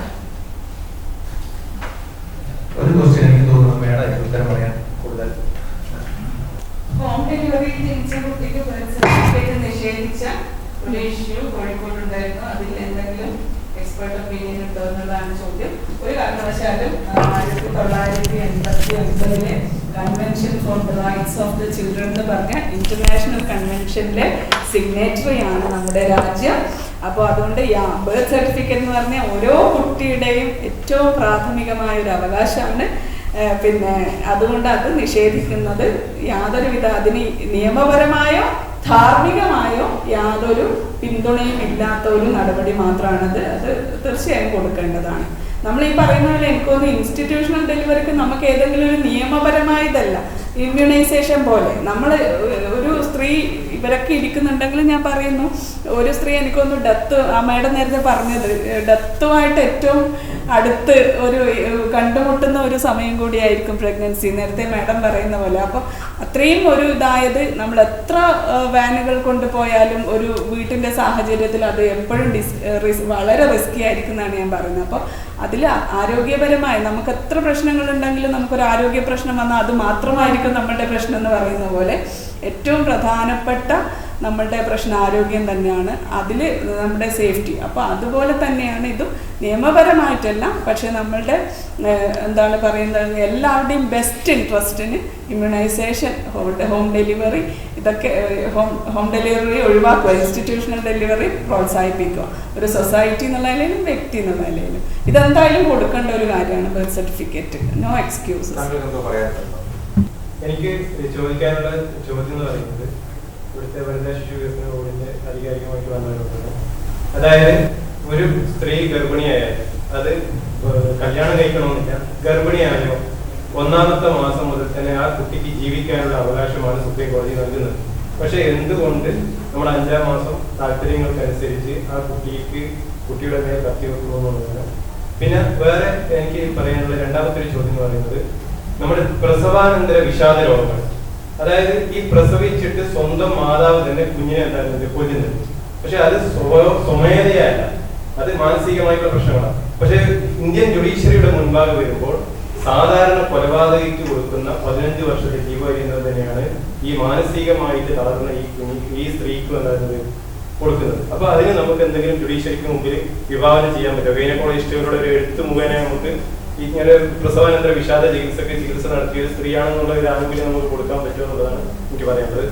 പിന്നെ പഠിക്കാനുള്ള ഒരു വിഷയം എന്ന് പറയാണെന്ന് വെച്ചാല് നമ്മൾ എത്ര കാര്യങ്ങൾ ഇങ്ങനെ കൊട്ടിഘോഷിക്കുമ്പോൾ കേരളത്തിൽ കാസർഗോഡ് ജില്ലയിലെ എൻഡോസൾഫാനെ കൊണ്ടാണ് മാനസിക ശാരീരിക വൈകല്യമുള്ള കുട്ടികളെ പറഞ്ഞിട്ടുണ്ടെങ്കിൽ കേരളത്തിലെ മുഴുവൻ ജില്ലകളിലും മാനസിക ശാരീരിക വൈകല്യമുള്ള കുട്ടികളെ കൊണ്ട് ഓരോ പഞ്ചായത്തുകളിലും ബഡ്സ് സ്കൂളുകൾ നടത്തിച്ചുകൊണ്ടിരിക്കുന്നു. സംസ്ഥാന ബഡ്സ് സ്കൂൾ കലോത്സവം നടന്നു, സംസ്ഥാന ബധിര മൂക കായികമേള കാസർഗോഡ് നടന്നു. അപ്പൊ എന്താണ് അതിനുള്ള തടയാൻ നമുക്ക് മാർഗം? എന്റെ ഒരു സംശയം എന്ന് പറയുന്നത് ഈ മുലയൂട്ടുന്ന മാതാവ് ആന്റിബയോട്ടിക്കോ അല്ലെങ്കിൽ വേദന സംഹാരിയോ അല്ലെങ്കിൽ കഴിച്ചത് കൊണ്ടാണോ അങ്ങനെ സംഭവിക്കുന്നത് എന്നുള്ളതാണ് എനിക്ക് ഗൈനക്കോളജിസ്റ്റോട് ചോദിക്കാനുള്ളത്. അങ്ങനെ മുലയൂട്ടുന്ന മാതാവ് കഴിക്കുന്നത് കൊണ്ട് എന്തെങ്കിലും ദോഷമുണ്ടോ എന്നുള്ളതാണ്. പിന്നെ നമ്മുടെ ആയുർവേദത്തിന്റെ ദേവി സുഭദ്ര മേഡം പറഞ്ഞ ഒരു കാര്യം, ഈ ഓവർ പ്രോട്ടീനിസം രോഗങ്ങളിലേക്ക് നയിക്കുക എന്നുള്ളതാണ് എനിക്ക് ചോദിക്കുന്നത്. കാരണം വെച്ചാൽ നമ്മളിപ്പം ഈ ഇരുമ്പ് ഗുളികയും മറ്റു കാര്യങ്ങളൊക്കെ കൊടുക്കുന്നുണ്ട്, അതിന് പുറമെ ആശാവർക്കർമാർ മുഖേന ഹെൽത്ത് മുഖേന പോഷകത്തിന്റെ കിറ്റും കൊടുക്കുന്നുണ്ട്. അപ്പൊ രണ്ടും കൂടി ആവുമ്പോൾ ഓവർ ഇതിലുള്ള പ്രശ്നങ്ങൾ എന്തെങ്കിലും സംഭവിക്കുക എന്നുള്ളതാണ് അവരോട് സംഭവിക്കുന്നത്. പിന്നെ അട്ടപ്പാടിയിൽ ലാസ്റ്റ് ചോദ്യമാണ്, എല്ലാ അവസാനത്തിൽ ലാസ്റ്റത്താണ്. അട്ടപ്പാടിയിൽ 1-ാം മാസത്തെ ഗർഭം മുതൽ തന്നെ വാക്സിനേറ്റഡ് ആയിട്ടും ഗുളിക കൊടുത്തിട്ടും ഒക്കെ ചെയ്തിട്ടും അമിത തോതിൽ ശിശുമരണങ്ങൾ സംഭവിച്ചപ്പോൾ കേന്ദ്ര സാമൂഹ്യക്ഷേമ വകുപ്പിന്റെ അന്വേഷണത്തിൽ പോഷകാഹാരങ്ങളുടെ കുറവും അവിടുത്തെ പാരമ്പര്യ ധാന്യങ്ങളുടെ കുറവും കൊണ്ടാണ്. അപ്പം പോഷകാഹാരവും ഒരു ഗർഭിണിയെ സംബന്ധിച്ചിടത്തോളം പ്രാധാന്യമില്ല എന്നുള്ളതാണ് അറിയാനുള്ളത്. പലപ്പോഴും ശിശുമരണങ്ങൾ സംഭവിക്കാൻ കാരണം ആ ശിശുവിൻ്റെ മാതാപിതാക്കളാണ്. അവര് നമുക്ക് ആശുപത്രിയിൽ നോട്ടം മാത്രമല്ല, ഇവരെ വീട്ടിലോട്ട് പറഞ്ഞു വിട്ടതിന് ശേഷം നമ്മൾ ഒരു കുട്ടിയെ എത്രമാത്രം പരിപാലിക്കുന്നു എന്നുള്ളതും കൂടി അതിൻ്റെ ഒരു മീൻസ് മാനദണ്ഡമാണ് നമുക്ക്. അപ്പം ആ പറഞ്ഞ കാര്യം ഒരുപക്ഷെ മാധ്യമങ്ങളിലോ അല്ലെങ്കിൽ സംവിധാനങ്ങളിലോ അത് പുറത്ത് പറയുകയുണ്ടാവില്ല. കാരണം അതിന് ഉദ്ദേശം മറ്റൊരു സതുദ്ദേശമാണ്, അവരെ താഴ്ത്തിക്കെട്ടണ്ട അല്ലെങ്കിൽ അവരുടെ ഈ പുറത്ത് കൊണ്ടുവരണ്ട എന്നുള്ളതും കൂടി ഒരു കാരണമാണ്. അപ്പം തുടക്കം മുതൽ തന്നെ അവർക്ക് വേണ്ട പോഷകങ്ങൾ കിട്ടുന്നുണ്ട്, അവർക്ക് വേണ്ട മരുന്നുകൾ കിട്ടുന്നുണ്ട്, അവർക്ക് വേണ്ട സംവിധാനങ്ങൾ കിട്ടുന്നുണ്ട്. ഞാൻ പേരാവൂർ താലൂക്ക് ഹോസ്പിറ്റൽ ജോലി ചെയ്ത ആളാണ് 10-12 വർഷം മുമ്പ്. അന്ന് നമ്മൾ ഡെലിവറി കഴിഞ്ഞ് ഈ അമ്മമാരെയും കുട്ടികളെയും പെട്ടെന്ന് ഡിസ്ചാർജ് ആക്കുകയില്ല. നമ്മൾ സാധാരണഗതി ഡെലിവറി കഴിഞ്ഞ് 48 hours കൊണ്ട് ഇന്നിപ്പം ഞാൻ സ്വകാര്യ ആശുപത്രിയിൽ വർക്ക് ചെയ്യുന്നു. ഞങ്ങൾ ഡെലിവറി കഴിഞ്ഞ് ചിലപ്പോൾ 24 hours കൊണ്ട് 48 hours സിസേറിയൻ കഴിഞ്ഞ ആൾക്കാരെ 48 hours കൊണ്ട് ഞാൻ ഡിസ്ചാർജ് ആക്കും, അവർ വീട്ടിൽ വിടും. പക്ഷേ ഈ പറഞ്ഞ ചില ആളുകളെ നമ്മൾ ഒരാഴ്ചയും 10 ദിവസം കഴിഞ്ഞിട്ടൊക്കെ അവരെ വീട്ടിൽ വിടുകയുള്ളൂ. വീട്ടിൽ വിടാതിരിക്കാൻ കാരണം ആ അമ്മയും ആ കുട്ടിയും തമ്മിൽ ബോണ്ടിങ് വേണം. അവർ ലഹരി ഉപയോഗിക്കുന്ന ആൾക്കാരായിരിക്കാം, അവർക്ക് ചിലപ്പം ചിലപ്പോൾ ഇതൊരു അപ്പോൾ ഈ പ്രഗ്നൻസിയോ ഈ കുട്ടിയോ തന്നെ അവർക്ക് ചിലപ്പോൾ താല്പര്യം ഉണ്ടാവാത്ത അവസ്ഥകളുണ്ട്. ഇത് ഞാൻ എൻ്റെ അനുഭവത്തിൽ നിന്ന് പറയുന്നതാണ്. അങ്ങനെയുള്ള നമ്മൾ എത്ര ഇല്ല എന്ന് പറഞ്ഞാൽ അങ്ങനെയുള്ള സംഭവങ്ങളൊക്കെ ഉണ്ടായിട്ടുണ്ട്. അപ്പോൾ അതുകൊണ്ട് അവർക്ക് പോഷകക്കുറവ് കാരണമാണ്, നോട്ടക്കുറവ് കാരണമാണെന്ന് മാത്രം പറയുന്നതിൽ ഉപരി മറ്റ് കാരണങ്ങളും കൂടി അതിനകത്തുണ്ട്. പക്ഷെ അതൊരു പക്ഷേ ഒരു മെയിൻ ലൈനിലോട്ട് ഡിസ്കസ് ചെയ്യപ്പെടുന്നില്ല എന്ന് മാത്രമേ അതിനകത്തുള്ളൂ. നിങ്ങൾ പറഞ്ഞത് ഞാൻ തെറ്റാണെന്ന് പറയില്ല, ഈ ഒരു റീസണും കൂടി ഉണ്ട് എന്ന് ഞാൻ കൂട്ടിച്ചേർക്കുകയാണ്. നമ്മൾ ആർട്ടിക്കിൾ 21 ഓഫ് ഇന്ത്യൻ കോൺസ്റ്റിറ്റ്യൂഷൻ, അതിനകത്ത് റൈറ്റ് ടു പേഴ്സണൽ ലിബർട്ടി ഉണ്ട്. നമ്മൾ ഈ റൈറ്റ് ടു പേഴ്സണൽ ലിബർട്ടിയെ നമ്മൾ വിശകലനം ചെയ്യുമ്പോൾ അതിനകത്ത് വരുന്നതാണ് human rights. 1993 Indian parliament human right act പാസ്സാക്കിയിട്ടുണ്ട്. നമ്മുടെ WHO-ന്റെ ബീജിംഗിൽ 95 നടന്ന international covenant on human rights, അതിന്റെ സിഗ്നറ്ററിയാണ് ഇന്ത്യ. അപ്പോൾ ഈ പറഞ്ഞ ഇതുപോലെയുള്ള ഐക്യരാഷ്ട്ര സംഘടനയും അതുപോലെയുള്ള ലോകവേദികളിൽ പല ഇടങ്ങളിലും സംസാരിച്ച് തീരുമാനങ്ങളെടുത്ത പല കാര്യങ്ങളും ഇന്ത്യ സൈൻ ചെയ്തിട്ടുള്ളത് കൊണ്ട് തന്നെ റീപ്രൊഡക്റ്റീവ് റൈറ്റ്സ് ഒരു ഇന്ത്യൻ പൗരന് മാത്രമല്ല, ഈ പറഞ്ഞ റീപ്രൊഡക്റ്റീവ് റൈറ്റ്സും ആർട്ടിക്കിൾ റൈറ്റ് ടു പേഴ്സണൽ ലിബർട്ടിയും ഏലിയൻസിനും ഉണ്ട്. ഇന്ത്യൻ സോവറിൻ ടെറിട്ടറിയുടെ അകത്ത് താമസിക്കുന്ന ഏതൊരു വ്യക്തിക്കും, അത് ഒരു വിദേശ പൗരനായിക്കോട്ടെ, അവർക്കും അവകാശപ്പെട്ട നിയമങ്ങളാണ് നമ്മളുടെ ഈ പറഞ്ഞ റീപ്രൊഡക്റ്റീവ് റൈറ്റ്സിനകത്ത് വരുന്നത്. അത് നമ്മൾ let us follow the land rule of the land. അതിനപ്പുറത്തോട്ട് നമ്മളത് മറ്റു രീതിയിൽ കാണേണ്ടിയില്ലെന്നാണ് എൻ്റെ അഭിപ്രായം. വൈകല്യമുള്ള കുട്ടികൾ കൂടുന്നതിനുള്ള മെയിൻ കാരണം ഹെൽത്ത് സർവീസും ഹെൽത്ത് കെയർ കൂടിയത് കൊണ്ടാണ്.